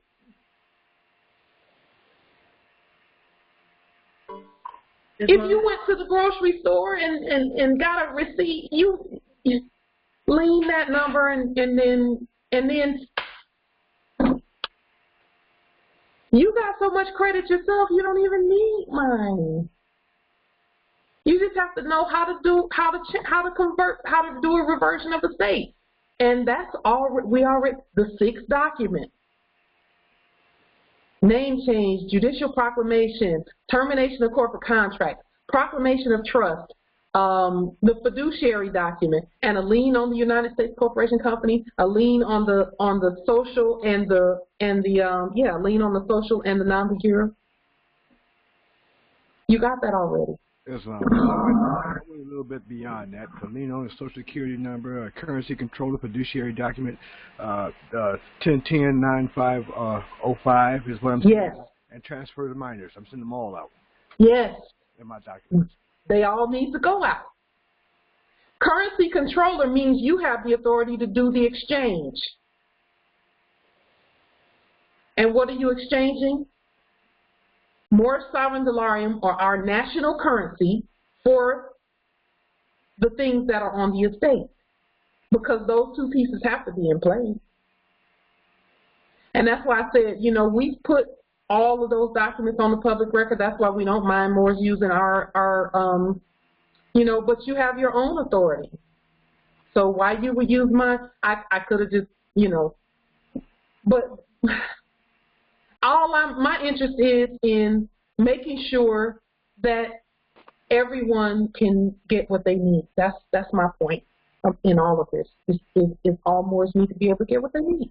Period. How you get it, but it's your estate. It's your credit. Use your credit. And then here's another crazy thing about the credit piece. Those places like Equifax, TransUnion, and whatever the other credit reporting agencies, they were actually the quote unquote supposed to be. They are when they're leaned in their proper place. They're the custodians that show how much credit we've used for each one of our merchant cards. How about that? Wherever we send our merchant card out, we have a merchant card for the grocery store. So, you know, the office of the grocery store, because we're the grocery store, but we have a merchant card for that office. So we send that out, and then they notify the credit reporting agency is supposed to say, okay, Empress Light has used this week 200 more sovereign dollarium in gold for her on her merchant card for grocery resources, et cetera, et cetera, et cetera. That's really their job, is to report how much credit we have on that card and how much we've used. And the balances, because, you know, credit reporting agencies or custodians in the office thereof were showing balances due, what's been paid, what hasn't been paid, et cetera, et cetera. And they're really reporting to us on what our resources doing. They're not really keeping a report of us, they're keeping a report of what the resource has stated. And then we can look at that and say, okay, the last 30 days, this has happened. The next 30 days, this has happened. But we have to notify them. So that brings me to the next portion of what we're saying about how to make governing your vast estate your way of life. That was subject matter number 4. Okay, and we're almost done here with regard to the subject matters. I want to show you the verdict that we did and the documentation that tells the custodians in the Office of Federal Way Cities that where the merchant card came from, how and what it was created based on. Okay, so let me show you that really quickly, because again, this is going to be more documentation to show why and how we did what we did. So this is again teaching us, or not teaching us, but reminding us of how to be good heirs to the vast estate and how to manage them. So let me show you this document. And I got to remember, did I quote the Constitution and the treaty for this document? Do you see the document? It's Article 3 Cause of Action 1A0250975 on the screen?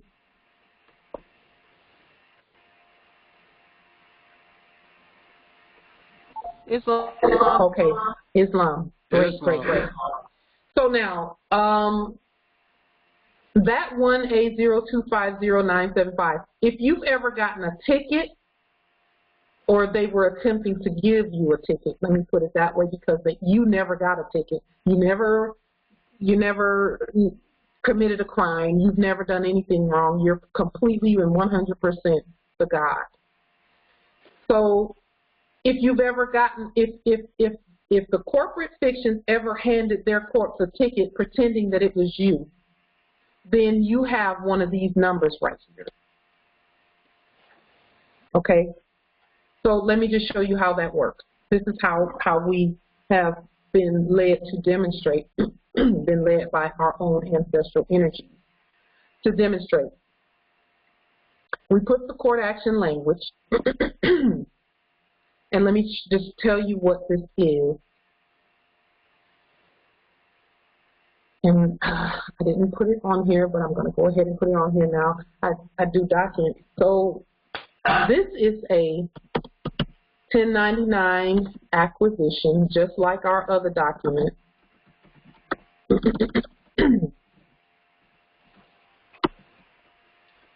In fact, let me pull that document up really quickly so that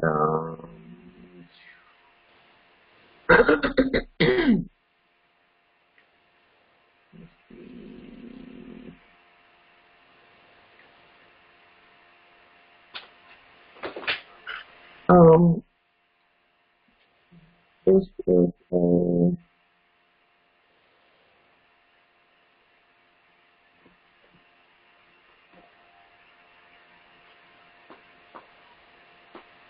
just one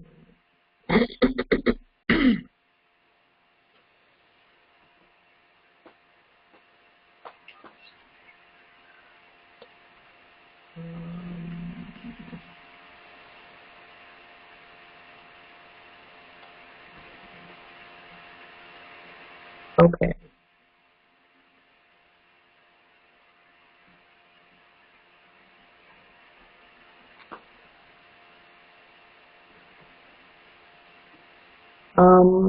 I want to make sure that I label this properly.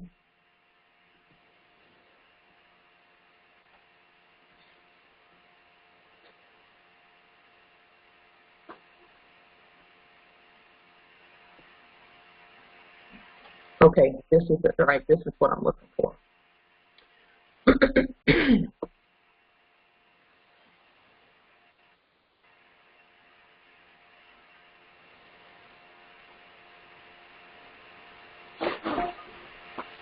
It is the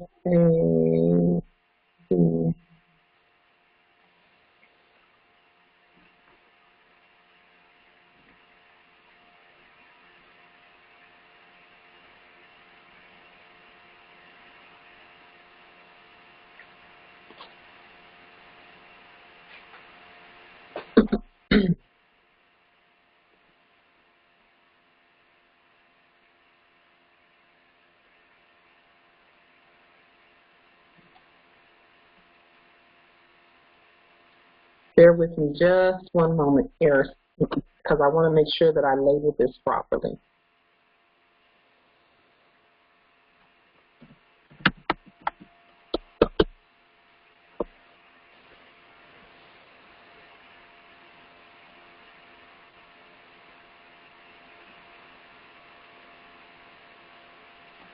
Because they're all going to have the same label.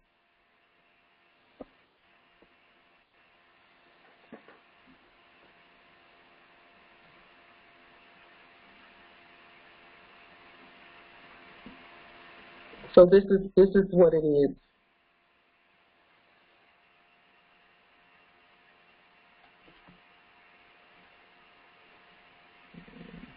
It's a 1099 acquisition, tax lien, and invoice. Okay.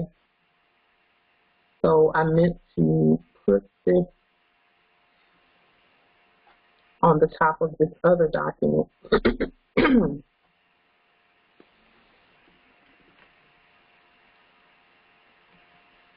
So let me move this back over.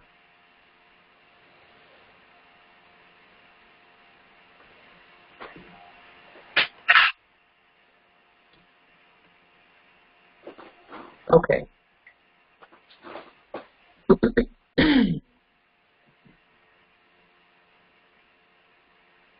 Okay, and it has a different one. This one, it began on November 28th, 1439. So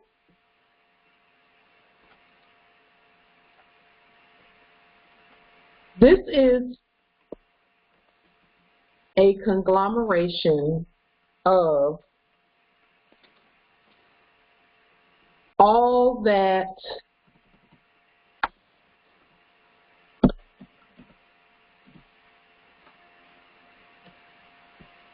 let's see.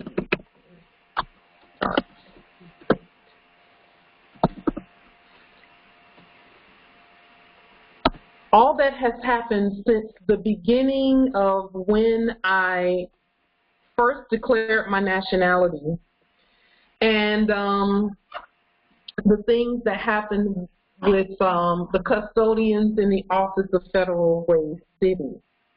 So when in 2017, I declared my nationality and things took place. In fact, I need to go back and add those things also. So I'll put a reminder here. Because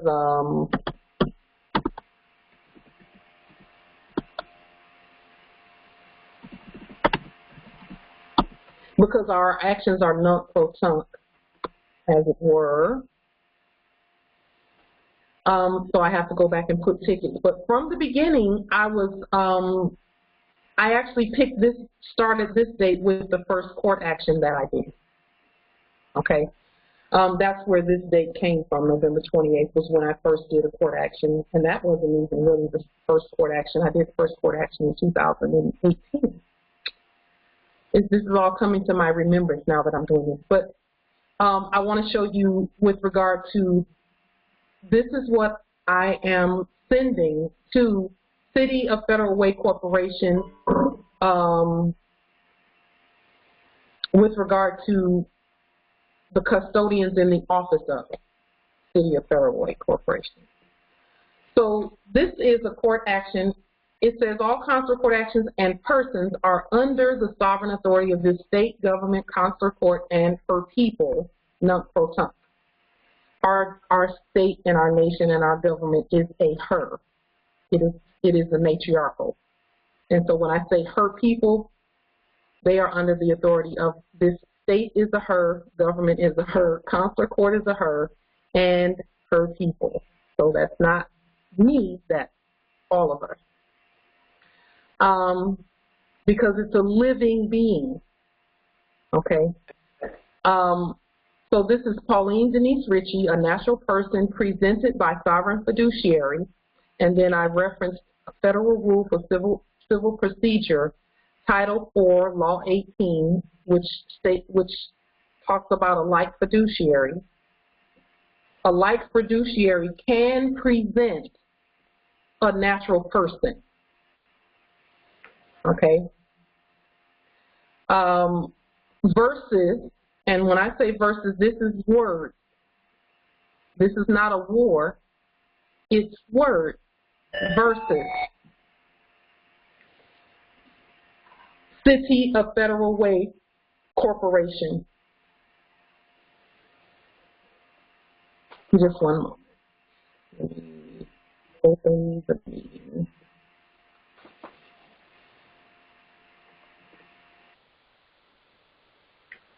Okay.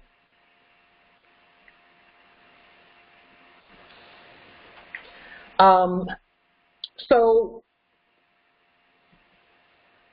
here, let me just make sure it's on the screen. Okay. And this is how this court action is written up. City of Federal Way Go over your list of your failed projects, Pauline. Can I go? So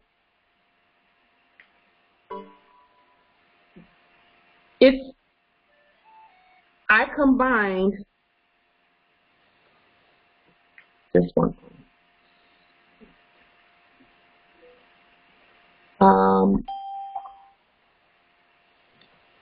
How about a list of all the people?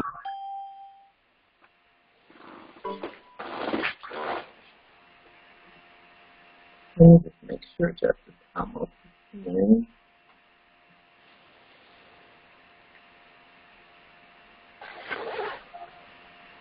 Just 1 moment. Let me make sure you got me. I got a list of about 20 people that don't come on their calls anymore. Okay. Justice almost. Oh, good, you're in. Okay. So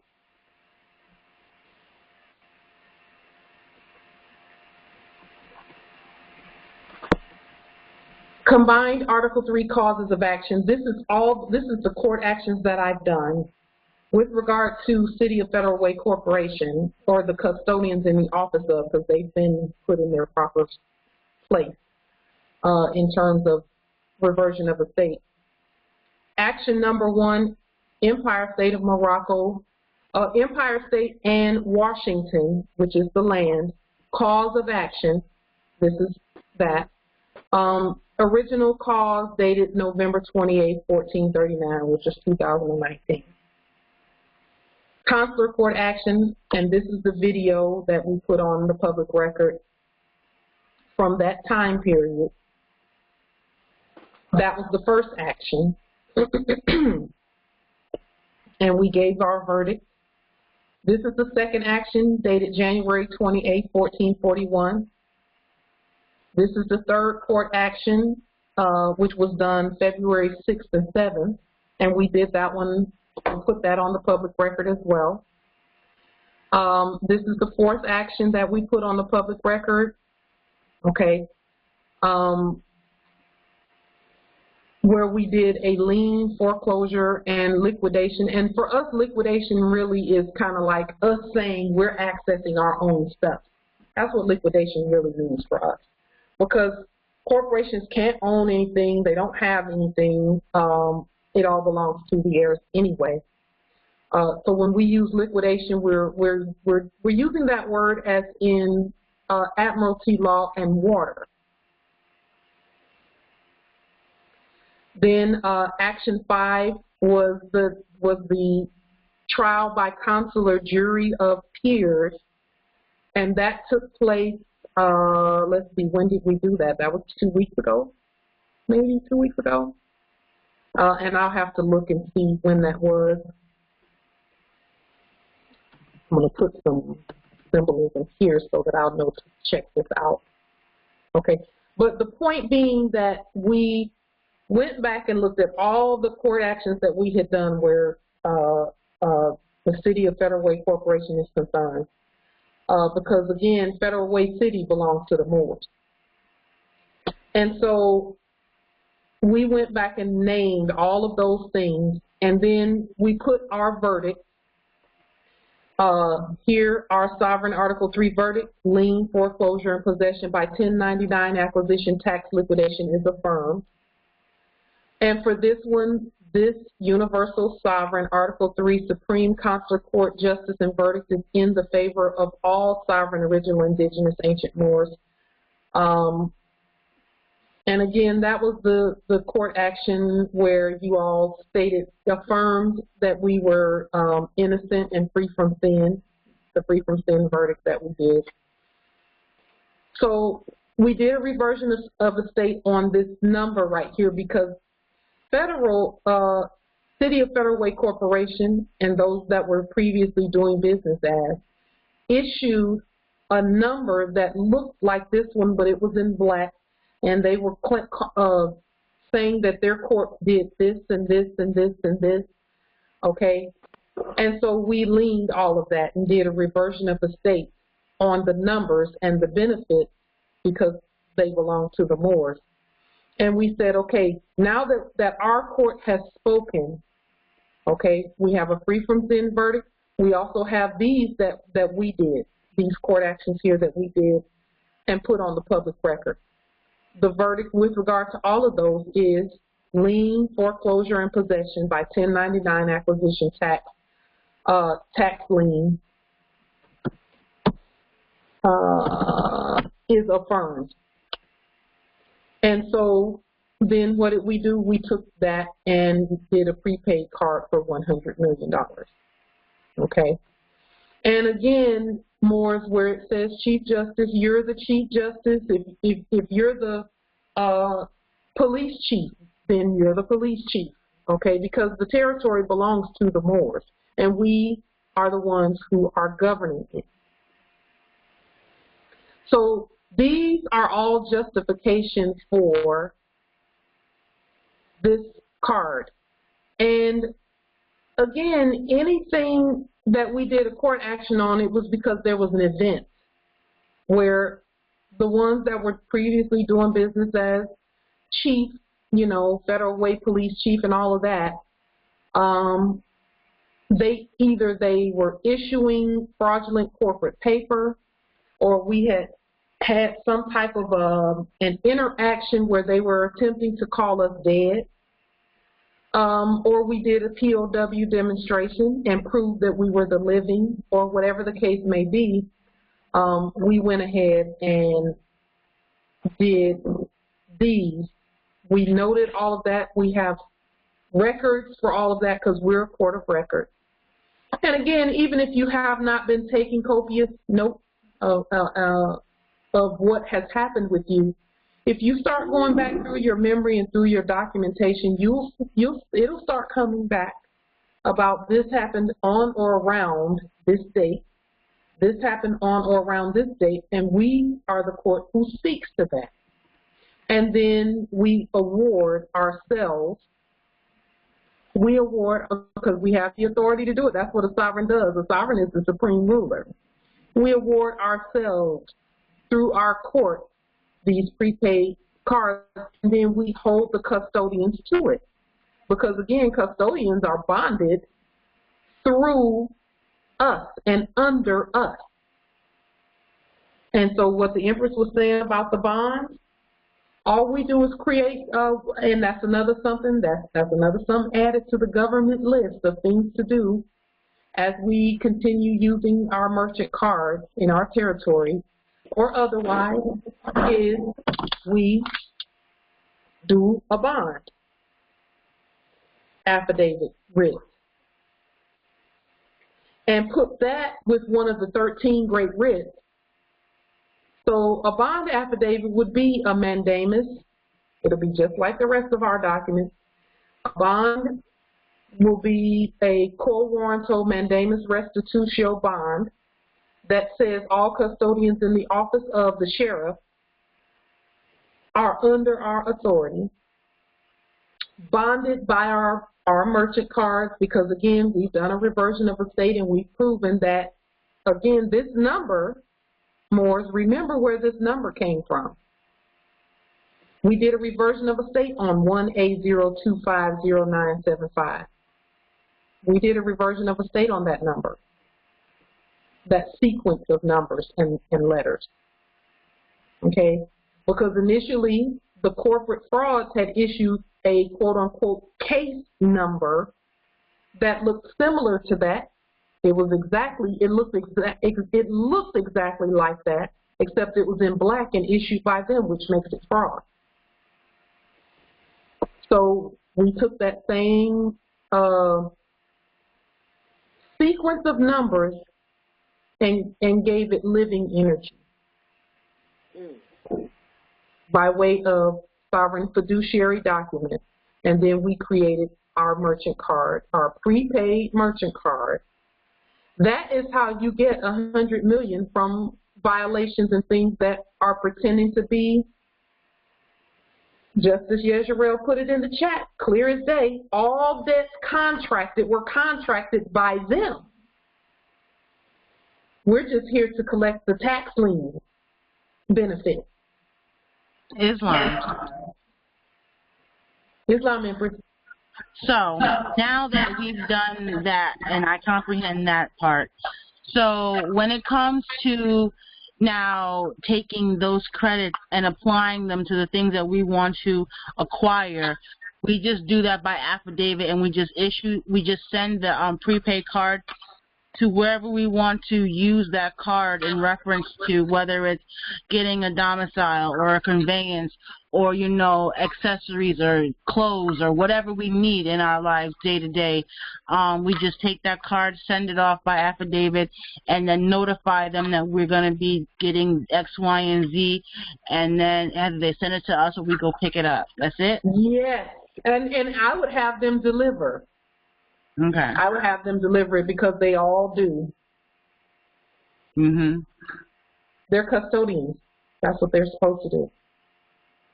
And we give plenty of notice because Allah is the best of all planners. So Yeah. Allah plans in advance the things that are necessary. And so essentially, it doesn't matter how you've acquired the number, from where you've acquired the number. Doesn't matter. Because you're going to lien everything anyway. Okay. I even saw an empress at Guyana territory, and she doesn't know she's an empress yet. She still thinks she's a citizen who knows, she quote unquote knows the law. But she's brilliant. I saw her go into the fake court, and she had some documents where she actually put the signature of a fake judge on there, and they couldn't even call her on fraud. They said, be careful how you use the term fraud, because she was calling them fraud, and really they can call her a fraud for being in there not in her proper status, and that's what they were trying to say, is be careful how you use the word fraud. But she put his information, because he's a custodian. He doesn't have any authority. So we can put their names on a bond and then send it. And we autograph our affidavit and say, this is your bond. That's how you're bonded. You're bonded constitutionally. So again, we're doing things well in advance, where things like travel is concerned, plane tickets and all of that kind of stuff. We are mailing and sending our stuff out well in advance. And that's why I'm saying, more, go ahead and get your merchant cards and all of the information and things that you need. And I'll say this about merchant cards and other people doing your merchant cards. More, if we can go and get hair and nails done, or we can go out to eat, or we can go and do this, that, and a third, we can get the machines and things that we need to govern our vast estate. Put that other stuff on hold and get what we need. Islam, and then get the receipt, and then just turn it into a merchant card. Thank you. There it is. There it is.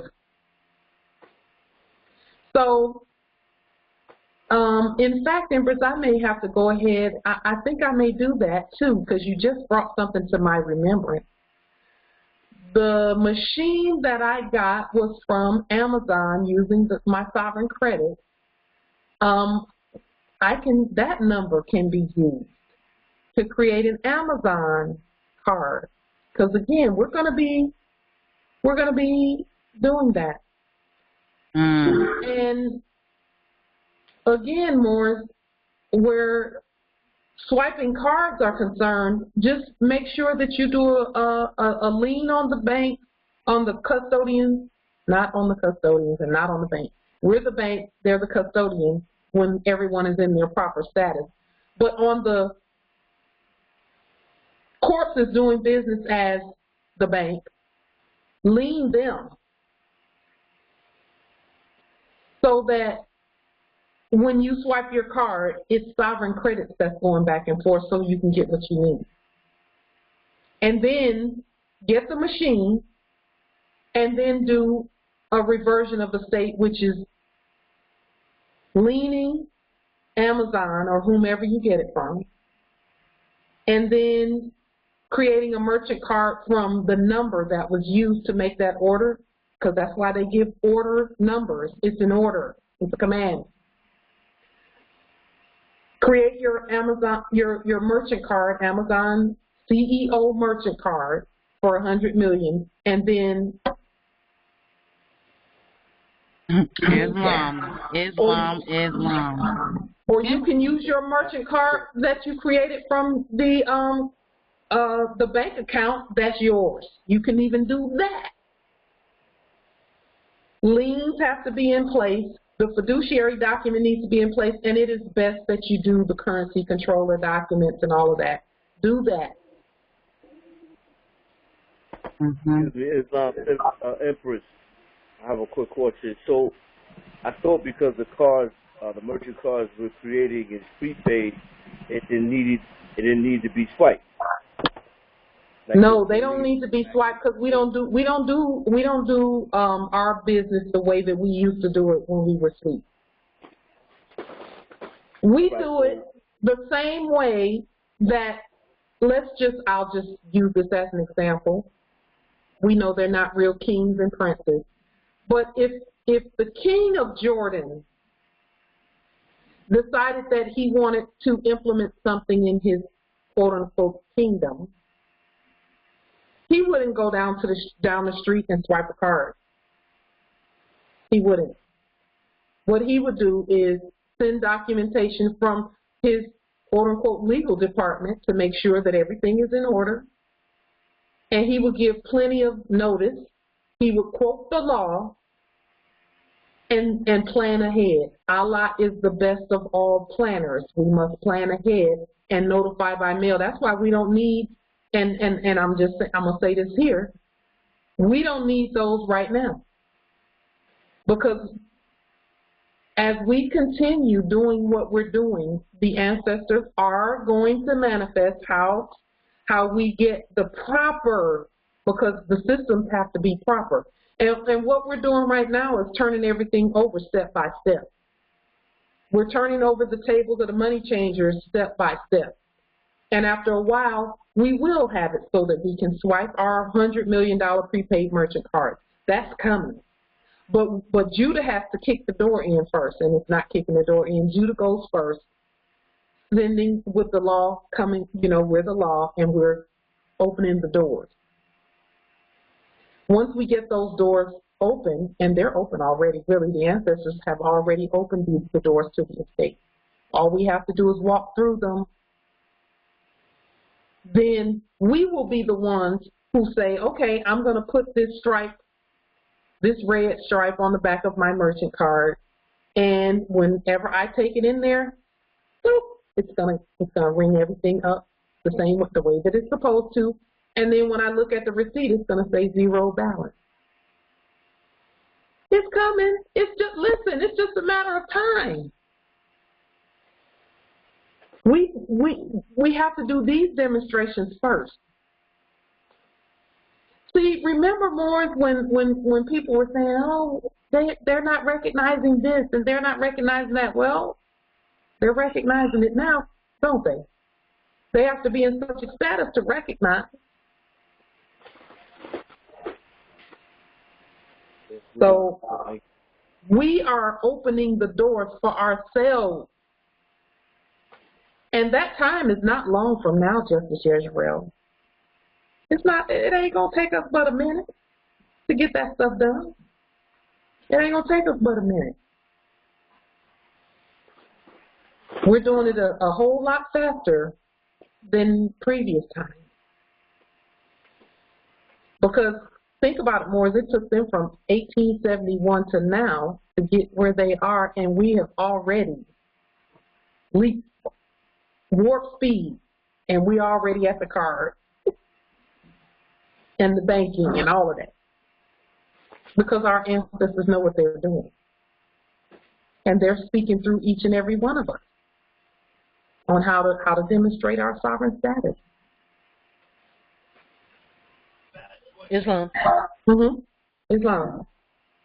I'm still doing some research, but I think I've discovered an online platform where you can create a debit card, a card online, like created, like in, I don't know, I still need to do some research, but since we're going to be sending a copy of our card first, that seems to be appropriate. Like I said, I still need to do research on that, but I just want to put it out there. Thank you, Empress, and please keep us posted on what you're doing. What I do know is that the majority of what we do has always started off manual. Because we have to manifest it in this dimension, and in order to manifest it in this dimension, we have to manually put things together first, and then we lift it onto our own electronic platform. The ancestors know what they're doing with the speed that they're taking us. Because Empress, there's indeed going to be some concepts and precepts with that we're going to need to know. So yes. That's one thing I love about us, is that we will do our research and find out how to stay outside of dead black plague stuff and manifest who we really are with everything that we do. That's why it was so important to terminate corporate contracts with them, with the dead. The dead. Because we could never be dead in the first place. We were just pretending. We were just acting. And we now need to act like we know. No, we're not acting. Now it's actually, okay, the theater is over. The real is here. And that's all of us. We're all the real. No more acting. We have to be ourselves, and they have to act like they know and be the custodians that they're supposed to be. So, yes, Islam, the real McCoy. Yes. So, Moors, where there's a will to do, to govern, there's a way. I can tell you that for sure. Because see, we're all getting food from somewhere. We're all getting, people are eating. So where there's a will to govern your estate, there's a way to do it where you can do it yourself. And if you don't have the sovereign credits for a machine right now, then it may not be time for you to have a machine. Right now, there may be some things that need to be done first. And listen, I know that's for sure. I already know that's for sure because I know how the ancestors have been dealing with us. If we don't have the resources to do something, that means it's not time to do it. And when it came time, even if we didn't think we saw resources, it manifested. Our ancestors did that. But I know, but one thing I do know about them too, and I know, I say one thing, but you know what I mean. They had us get the machine long before we knew what we were going to be using it for. And what the ancestors were saying in our spirits about the things that we have, the machine and all of that, they were saying at the time, just get it and do the research. And I was willing to do the research because I said, even if we never use it, I'm going to do the research and just see how it's made and then do it. And then the ancestors began to show us that you're actually going to need it to create your merchant card. So if you don't have it by now, for example, if you don't have a machine to print cards or there's not a machine in your territory, don't worry about it. It's coming. It's coming. There's still some things you need to do first, and you know what those things are. You know what those things are. You know what you need to do in terms of the documentation. You need to finish all your documentation and get all that done. Do that first. because we, you know, that's how the ancestors have put the progression in place. That's how the progression took place. Is we took time away from the calls at the end around October, November. Took time away from the calls to do those 40 documents, 40-something documents. And the ancestors said, focus on that, get that done, and then go back to the calls, because that's going to be a huge part of the estate. And so we took the time to do that, put them in red, put them all on the same letterhead, et cetera, make them all look, the same, and all of that. And if that was in preparation, they hadn't told me this at the time. That was in preparation for the merchant cards, and they had not told me that. They didn't say we were going to be able to access the entire estate, letting that be a part of the foundational structure of that. And now they're saying, take a couple of days or weeks to focus on going down the list of things on the termination of corporate contracts and making sure that you're, and get ready to create a merchant card for each thing on the termination of all corporate contracts. So I've already started that with this merchant card and with the other merchant card that I've done, because right now I have 2 merchant cards. One is from the Navy Federal, because we know we're Navy Federal. We have a $100 million merchant card there, and then we have this $100 million merchant card, Federal Way City, from, again, court action. So we're governing the vast estate, and now Federal Way City can do whatever it needs to do in the territory, and the custodians will be assisting with that. Okay, so now they're saying, okay, take the time to go down that whole list of terminations of corporate contracts and create accounts. Because, see, remember, Morris, people have been talking about creditor accounts. You're looking at one on the screen right now. That's a creditor account, of which our sovereign state, from my perspective, is the creditor. You know, I could say I'm the creditor. That's true. I'm part and parcel of the state and the government. And you all, every piece of paper that ever had a number on it is part of your estate when you lien it and then create your credit from it. I saw something today that I thought was gone somewhere, and of course the ancestors made some papers slide over out of the way. And I saw a letter that, and I can't say I had gotten it, I'll say the corpse had gotten, from way back in the day when, at one point in my sleep, I got a letter. You know, I had a quote-unquote applied for a job at an insurance place, and I saw the congratulatory letter. And hold on one second, let me take a look at it and see, because I think there's a number on it.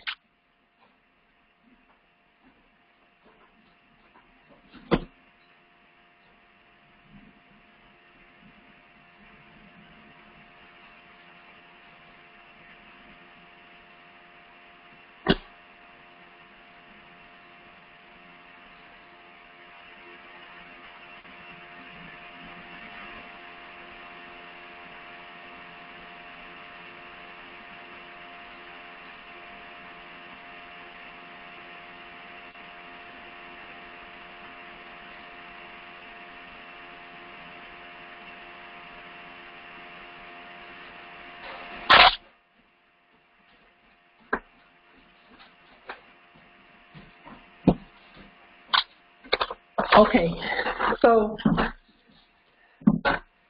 Yes, it's a congratulatory letter saying, congratulations on being selected for a blank, blank, blank position in our South Seattle office.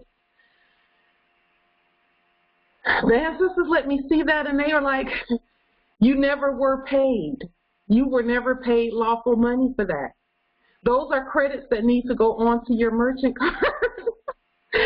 So the salary from day one all the way up until the last day needs to go onto a merchant card. And did you know, Morris, that even if you got, quote unquote, you think you got fired, they fired a corpse, okay? So you're going to have to take that into consideration and go within your spirit and see if the ancestors want you to put the credits on there, because that was your energy. So I'll say go within, and whatever you feel the ancestors are saying to you about those credits that you got, put those credits back on your merchant card. Because, and then we have to keep a track of what credits we put on our merchant card. It does state the salary, the starting salary for this position is la la la la la annually. So how long did I stay there? What was the start and what was the finish? I'll have to go back and look and then put those credits all back on my merchant card. Because remember, we were telling them that they were not paying us lawful money. We're the only ones who can issue lawful money. That's why the currency controller document is so important. So that is, I don't want to keep going on, but I do want to make sure that we cover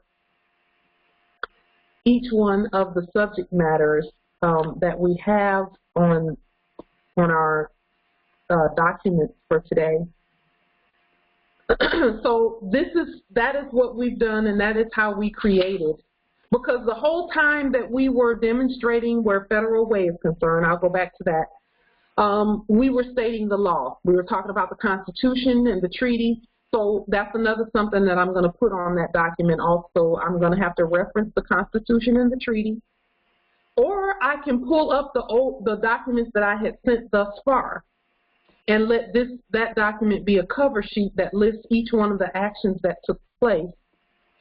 And then it will be sort of, quote unquote, it will be our justification for the $100 million award.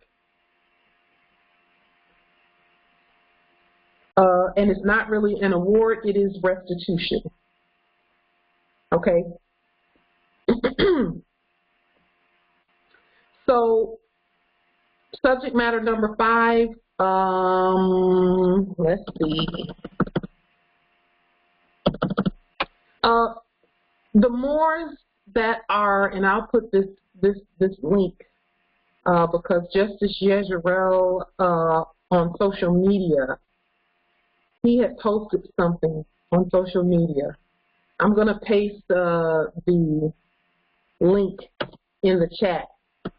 Please read this document more if if and when you have time. Or when you see this document, search the word Moors or Moorish so that it can take you to the part that concerns the Moors in our land. Page 8. This is Commonwealth of Massachusetts House Resolution 187 from the 1800s. Talking about the Moors, it is becoming clear to me, Moors, that our history is contained, the history that we've been looking to see on the record, if not in quote-unquote federal documents, it is going to be found in quote-unquote state documents.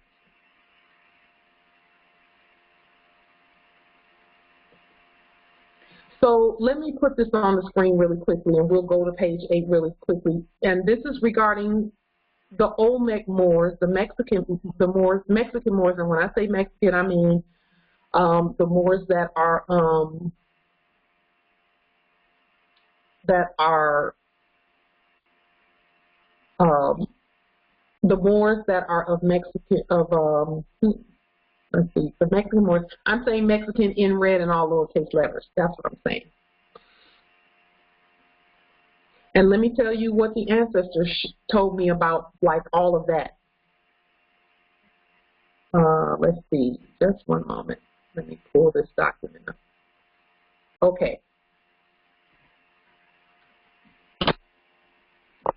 This is page 8 of the document that I linked in the chat.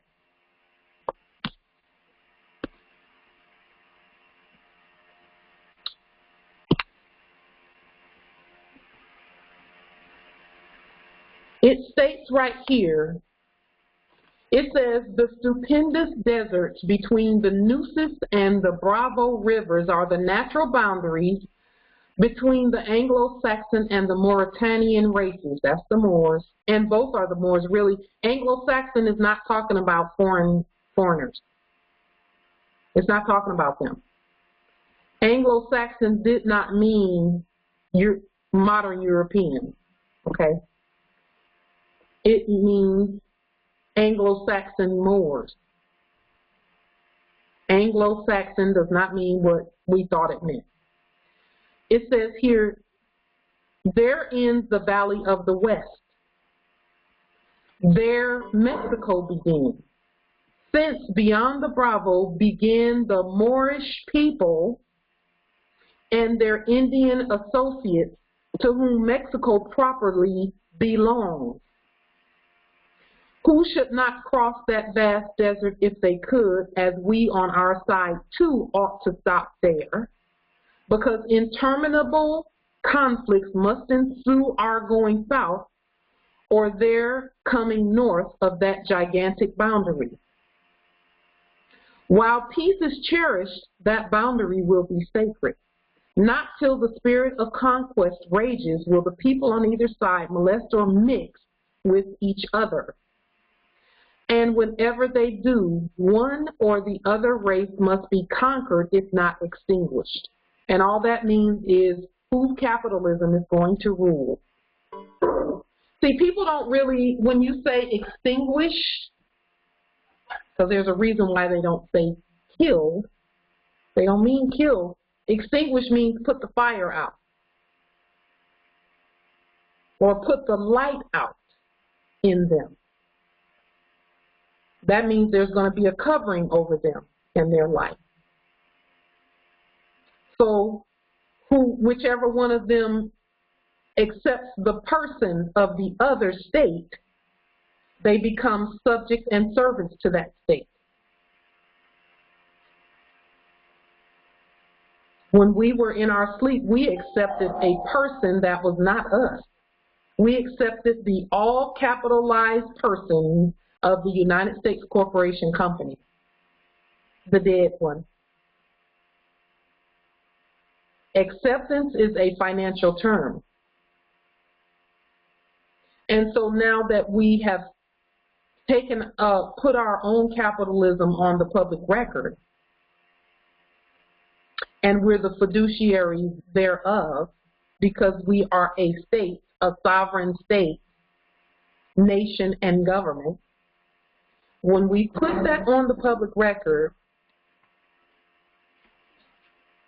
those in our territory have to get in their proper place where our capitalism is concerned. That's how you know who is the Lord for the land and who's the subject.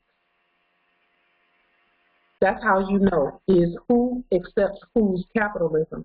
And I'll tell you this, no one's capitalism is acceptable except ours.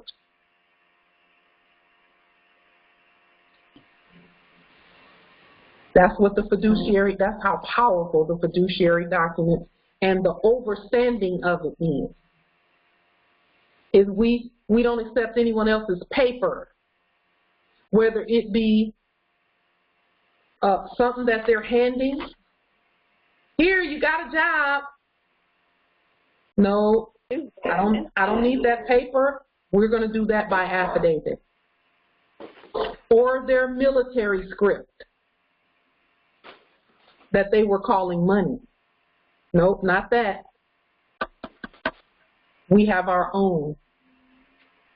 And now you will accept ours.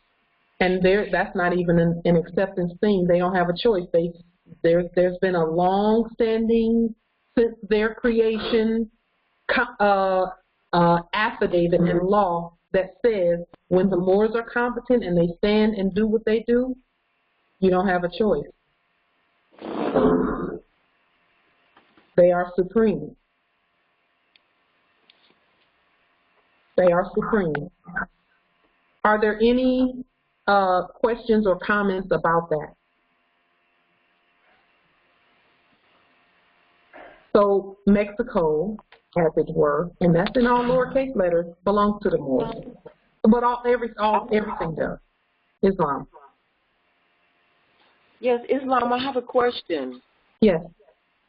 Yes, we've been talking so much about the contracts, and we've put on the record, you mentioned the six main documents to ensure, but anyway, let me just say something here. What if you have a situation, this could happen to anyone, what if you have a situation involving child services that transports or pretends to put your child in a cousin's custody in another territory, and you move to that territory, and they've given your child a jab, and he has personality problems or behavioral issues, period. And then also, what I want to say is that when, like, my child had to leave the house, because I came here to be with him, my child had to leave this house because of behavioral issues, but yet the house he went to, my sister re-entered him into the animal husbandry or whatever, entered him back into the school system. But he was homeschooled when he was here in the custody of my cousin, so to speak.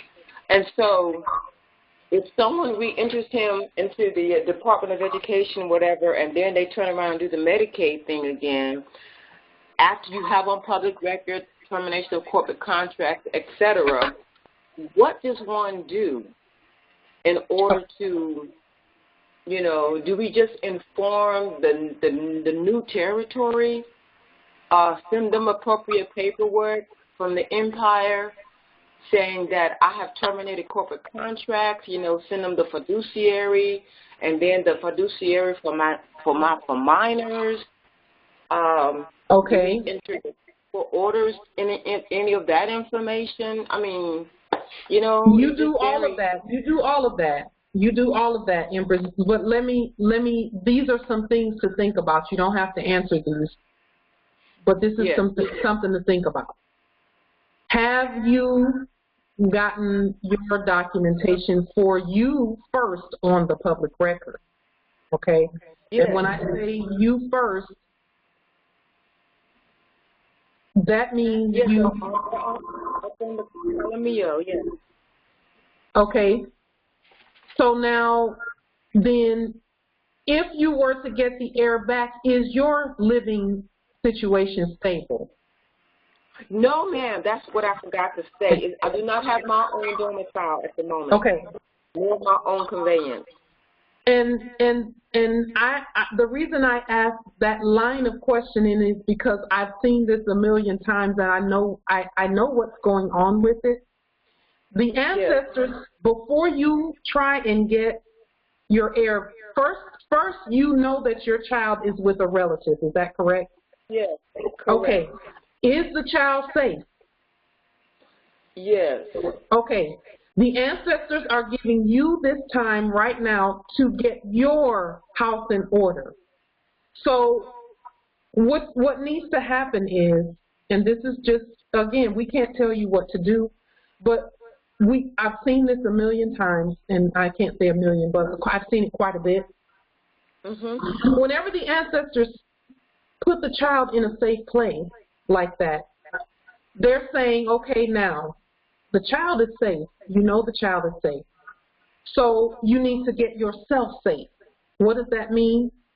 if you have time, and Moors, I'll say this, we don't have time to do anything but get ourselves free. Get as many of those 40-something documents on the public record as possible. Yes. Okay, as many as you can, but specifically the ones that say that you're the Postmaster General, you're the law enforcement, you're all of that. Those are important because you're going to need to provide for the child. And you need a stable place that they cannot take from you. And in order to get that, you need to, it is suggested that you do the documentation on the public record and then prepare yourself to demonstrate a domicile. And domiciles are not difficult to demonstrate, I can tell you that, and you don't have to fight with policy enforcers and have people kicking doors in on you. You don't have to do that. Your documentation and the precepts in your mind just need to be correct. And and that is being shown. You're being given time now to get everything prepared so that when the heir comes, they have everything they need, and there's no need for anyone to interfere in your relationship with your heir. See, I just want to say something. Yes, Emily. I was saying something really fast. Now, I'm aware that, the loans being gifts from sovereigns, and so I was trying to get my old bank account, and they didn't want to take my nationality ID, but I had the bank account like 3 years prior to them closing it out for inactivity. So I just want to say that where I am, it's very difficult to do my, I'm a bodywork therapist, energy worker, ETC. I do everything holistic. I'm an artist and all that. And so, but I did go to school for massage therapy, and so it's like transportation is hard to get around in this area. There's no bus. Okay. You don't have to leave. You don't have to leave where you are. You just need the paperwork. Know the mailing process. Yes, I sure do, yes. Okay. And then get as many of those documents on the public record, and then notification to those doing business as they need to be leaned. Have you leaned the ones doing business as Child Protective Services or whoever that is? In Louisiana, however, here in the Texas territory, I do not know any names. Does it matter? Who you can Google the CEO of that corporation. Okay. Okay. I've already done that part. You Google the CEO? Yes, I'm aware of of the people that are head of the so-called corporate. Okay, so that's who you need to lean. Okay, and again, that's a part of those documents. Okay, and then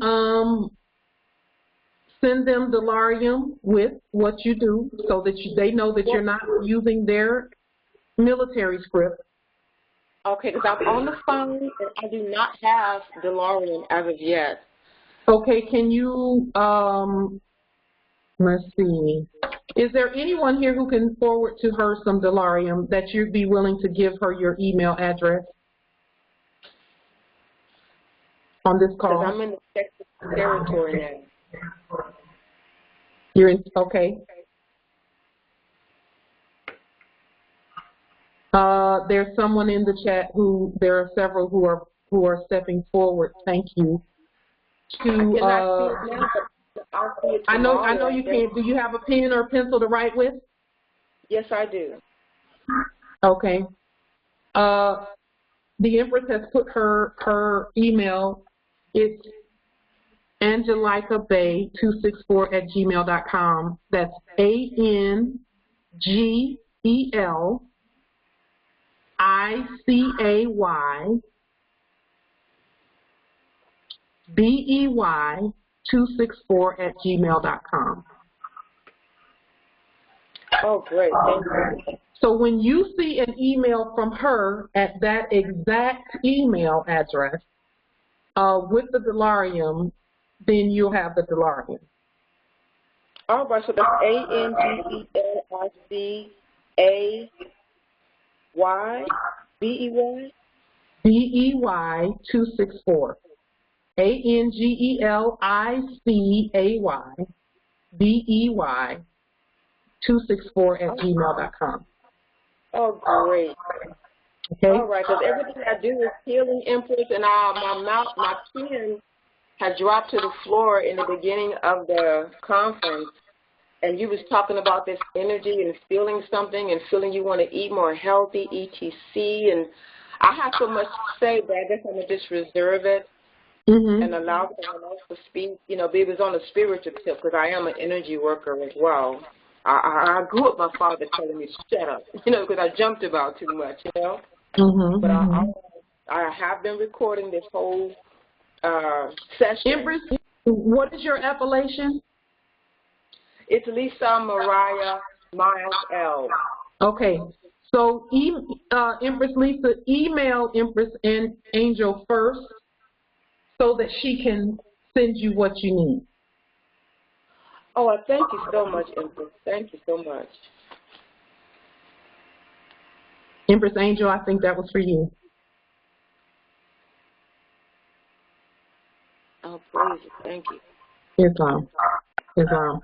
And so, Empress Lisa, make sure that you get those documents on the public record. They'll be under this video. That's going to be important because you need to demonstrate a domicile so that you can have a safe place for your heir. Thank you. I have about 24 up there already. Thank you again. You have about what, Empress? About 24 documents on Meo's webpage. Okay. And they don't necessarily have to go on, you know, a web page where you're paying fiat or anything like that. You can put them freely on social media and anywhere else. Any place that the public can access them. So as you're doing your processes, you keep fiat out of your process. You don't need fiat in your process. The things that we do, you can use sovereign credits, you know, to a termination of corporate contracts on the bank account because you're the real bank account, and then proceed with what you're doing. All right, thank you. Yes, and become as competent as you can with regard to those documents so that you can get your heir back. And you have time, Empress. There's no rush per se. I know you miss your heir and you want him with you, but you want him with you where he can't be taken away. Nobody can kick the door in because they don't have jurisdiction and all of that. You want it to be safe and yes, well done. That U.S. Marshals, they had really did a number on us when we were in the Louisiana territory, you know, like this, you know, like descending, you know. So, and they're not U.S. Marshals. Those were corpses that you were dealing with. Corpses. Because remember, we don't give them a title. It is actually against the law for us to give them a title of U.S. Marshal because that's not who they are. That's right. It's against the law for us to call them judges and marshals and clerks and all of that. It is against the law. So I put custodian or something. Mostly I put custodian or acting as custodian. Okay, perfect. Keep that in mind as you continue to demonstrate, Empress, so you can get your heir back. Thank you so much for letting me ask. Sure. Islam. No, you asked on your own. Yeah, I can't tell a sovereign what to do. You know, so Islam. Are there any other comments or issues or questions or wisdom? Islam, are you going to place a link somewhere to this recording? Yes, this will go up on YouTube. See, the two before, we're going to have to. What we'll do is we'll re-give those. We'll re-put that information out on the public record. We're going to add some more clarity to the information because some got really nervous and said, well, she can't put that on. We can't let her put that on YouTube. So technologically, they said, you got to be more clear, because the ones that are assisting us are not dead. They're custodian subjects. And they want to make things as non-confusing to those who hear it as possible. So we're going to have to put more clarity on that information. And it will go on YouTube when we put clarity on it. This one will go on YouTube also. We don't have any problems with YouTube or freeconferencecall.com. They just didn't want it to go on the public record, Revelation 1 and 5, like that. Didn't want that on there. So we're gonna get it out there, but we gotta finesse the information, and that's also to protect us as well, because Allah is not the author of confusion. Allah is the best of all planners. And sometimes, you know, as you all know, when we get information from the ancestral energies, we get it out there. And the ancestors are saying, okay, we're giving you information now. When you get the information, some of it, because all of it is above the 33rd degree that we're getting now, the ancestors are giving us things that are way above the 33rd degree. And so we're now having to make the information palatable so that no one feels excluded. No one living feels excluded. Okay? Because some of that information, when Moors hear it, they'll be like, we it. Everywhere. Period. And ancestors, they don't want our egos involved. That's number one. And number two, or they want our egos right sized. Let me put it that way, because ego is not bad. It needs to be right sized by us, as do all of our emotions and things that have to do with us. It has to be in order, in its proper place. And also, we have to be able to present information in a manner that is palatable so that no one on the earth feels left out when they're in their lawful status. So we don't want to confuse Christians about Revelations 1 and 5 because some of them have really pure hearts. Really pure hearts, and they were thinking that they were serving the living God. But those with the pure heart, matriarchs, are the living God is actually them. But they don't know it yet. So and people are really emotional about a couple of things. Money, religion, and politics, those three things. And so the ancestors are saying, from this point forward, we're going to have to temper the information, because that's just the beginning of what they've been giving. And wow, all I have to say is I'm surprised any of us are still sitting here. We should have just transformed into gods and just been showing all types of, like, we should have wings on our back and all of that based on the science. But we'll see that as we go. We'll see it as we go along. So, Moors, you have no idea. I can't say you have no idea, because you know in your spirit that we're God. We are God. We are God, literally. You know in your spirit, but you just don't know it. May not remember it. You may not remember it all right now. But we're God, period. There is no other. Besides us, Moors, there is no other. And that's in the Biblioheliotheque. It says, is it not written in your law that ye are God?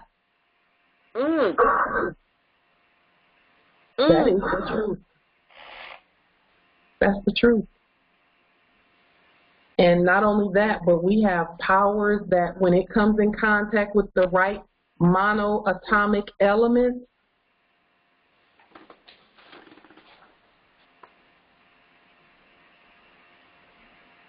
and we're getting close to accessing those elements, but we have to be prepared for what they do to us and for us. The elements serve the gods. And I'll give you a hint for the sci-fi people, for the science fiction people, those who love science fiction when they were asleep. It's not science fiction for us, it's fact for us. I'll say this, 2 words, cloaking device.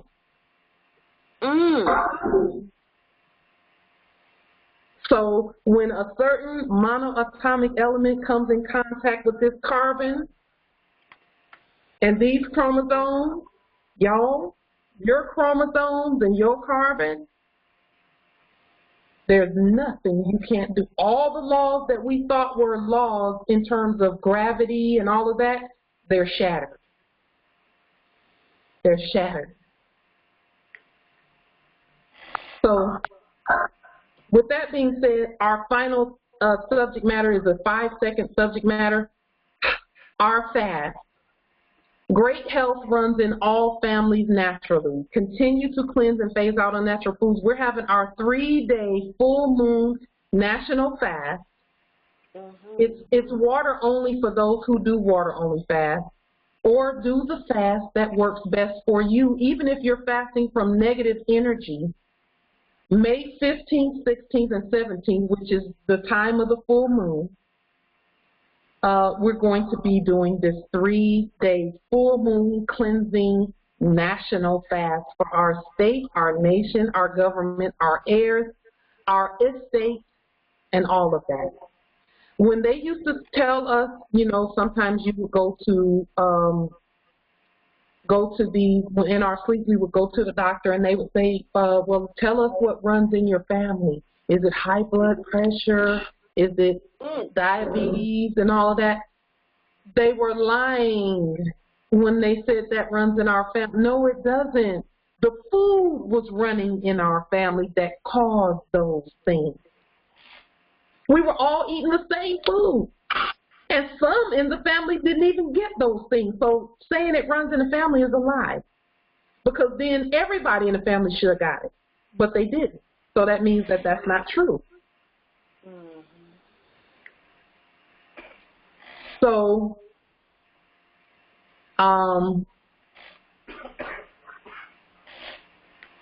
yes, Islam. In the chat, Justice Onlinne, any position, and this is for Moors who say, well, I'm going to have a job. Just don't fill out their military script so that they don't enroll you in the wrong place. They were enrolled, listen, and by our own consent, we were being enrolled in the United States Corporation Company Dead Military. And that's whether you were thinking you were a school teacher or thinking you were an analyst or whatever, or a custodian or waste management or whatever. They were enrolling you in the wrong military because you were using their paper. If you want to go and get employed or be employed, you're really employing yourself. Different states employ people, different places. See, we were thinking that the place was a place of employment. That's not what that is.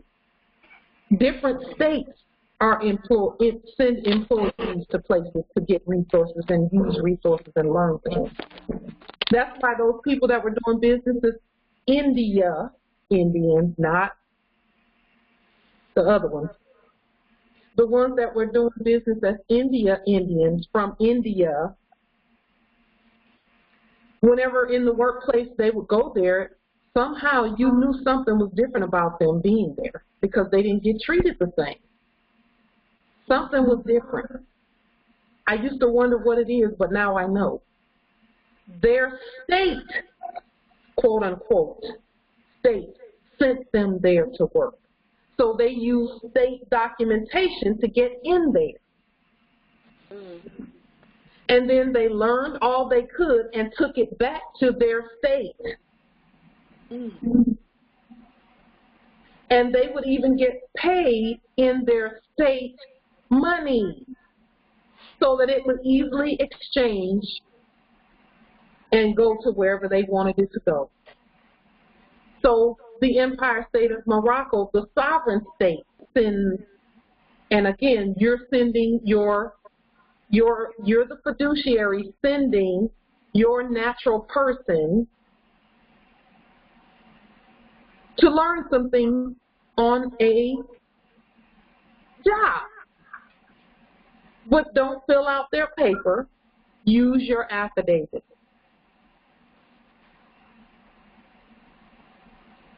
Period. So, yes. Justice Onlinne put something good in the chat. He said, employer equals master, employee equals slave. Yes, that's why you use your documents to employ you're the fiduciary and the master, and you employ your own natural person.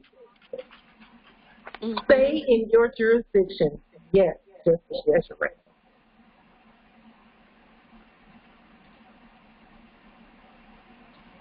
More, we have everything we need. We have everything we need to do what we need to do next. So get those documents on the public record, and so that you can start creating your merchant cards. And we would highly encourage and suggest that you get the documents on the at least, I would just say go ahead, if you're going to print a merchant card, to go ahead and get the 40 documents on the public record, because they're going to be necessary. You need them. At least do the currency controller and provost marshal, unum sanctum, those ones, those documents that state that we're all of that. Plus the 6 fiduciary documents and the liens and things like that. Get those on the public record. Okay? And then, but it's I would encourage you to put all the documents on the public record, so that your status is clear and so that your authority is clear, and read the documents more so that you know that you're the master and everyone else is a custodian. Okay? Moors are the masters and everyone else on our land is the custodian. And always speak by affidavit. No matter what needs to be stated, we can state it by affidavit. Okay? So with that being said, we will go ahead and adjourn here until Sunday at 6 p.m. And I will say this, I'm preparing to take at least 2 weeks away from the calls after Sunday. So that means next week on Thursday and the Thursday after that we won't have calls, because I need to move into this next phase of going down the list and doing all of my documentation in terms of the merchant cards for the termination of corporate contracts and a couple of other demonstrations that I'm preparing that I'm really excited about. So we will meet on Sunday, and then after that it'll be 2 weeks later on a Thursday, or 2.5 weeks on a Thursday that we'll meet. But we'll make that announcement on the public record. So just watch the public record. Wherever you hear about these meetings, watch the public record so that you will know. And again, we are meeting Sunday, and then after that, I'm going to take 2 weeks off and just work, really get into the documentation, and that way we can, go ahead to the next phase where merchant actions and things like that are concerned. So with that being said, we'll see you on Sunday. Peace and grand rising to the sovereign, original, indigenous, natural, divine heirs, Islam. Peace and grand rising. Islam. Peace and Grand Rising. Peace and Grand Rising. Islam. Yeah, Islam.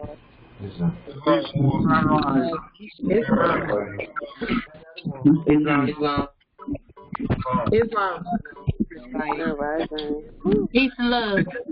Peace and love, Empress. Islam. Taking that time to get caught up. Yes. Yeah, I do need to get caught up. Yeah, Islam. Islam.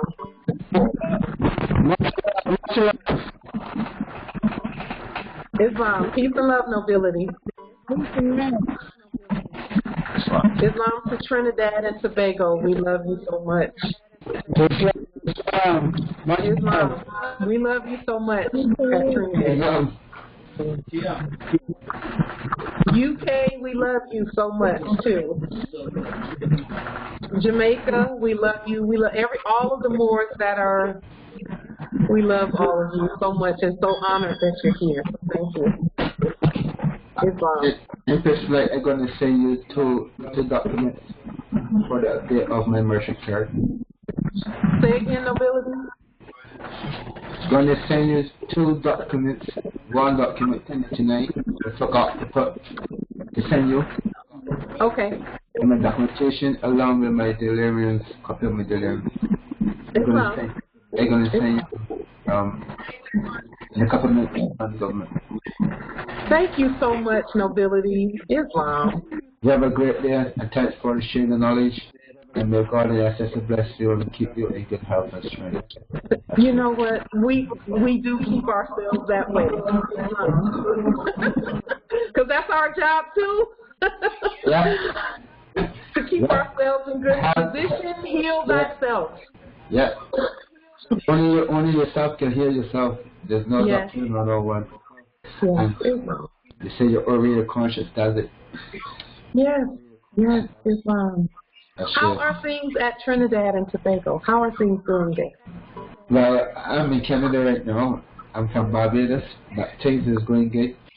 I'm trying to get the things in Canada working properly, trying to get the right things done. Beautiful. Trying to get the leads done on this corporation here to stabilize operations, but it's not good. Beautiful. So I'm working for Barbados. I'm working for Barbados and Canada at the same time. Yes, thank you so much. Okay. You said Barbados and Canada? Yeah, I'm from Barbados. Yes, thank you so much. Barbados really needs to be introduced to themselves. Yeah, so I'm working both sides of the border. They are doing great work, I will say that. Empress Mia Motley is doing some excellent work there at Barbados Territory. Yeah. She just needs to know who she is and how to actually put that on the public record. Yeah, she was always like that. But I'm know she was like that. Well, I will put you all tomorrow, but I need to switch my my checking account. Is it possible for us to do that? To do what? Yeah, I get direct deposit, and I'm using a different checking account, but I don't know how to. Yeah, just do a termination of all corporate contracts and a lien. I'm in sales, I guess. Mhm. So you would just do a lien and a termination of corporate contract. I'm gonna do a door.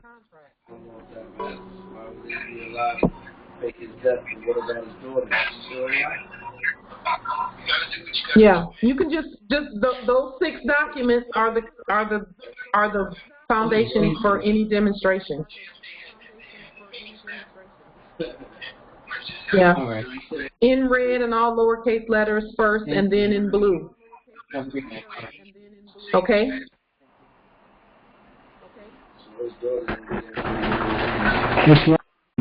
Did you get that, nobility?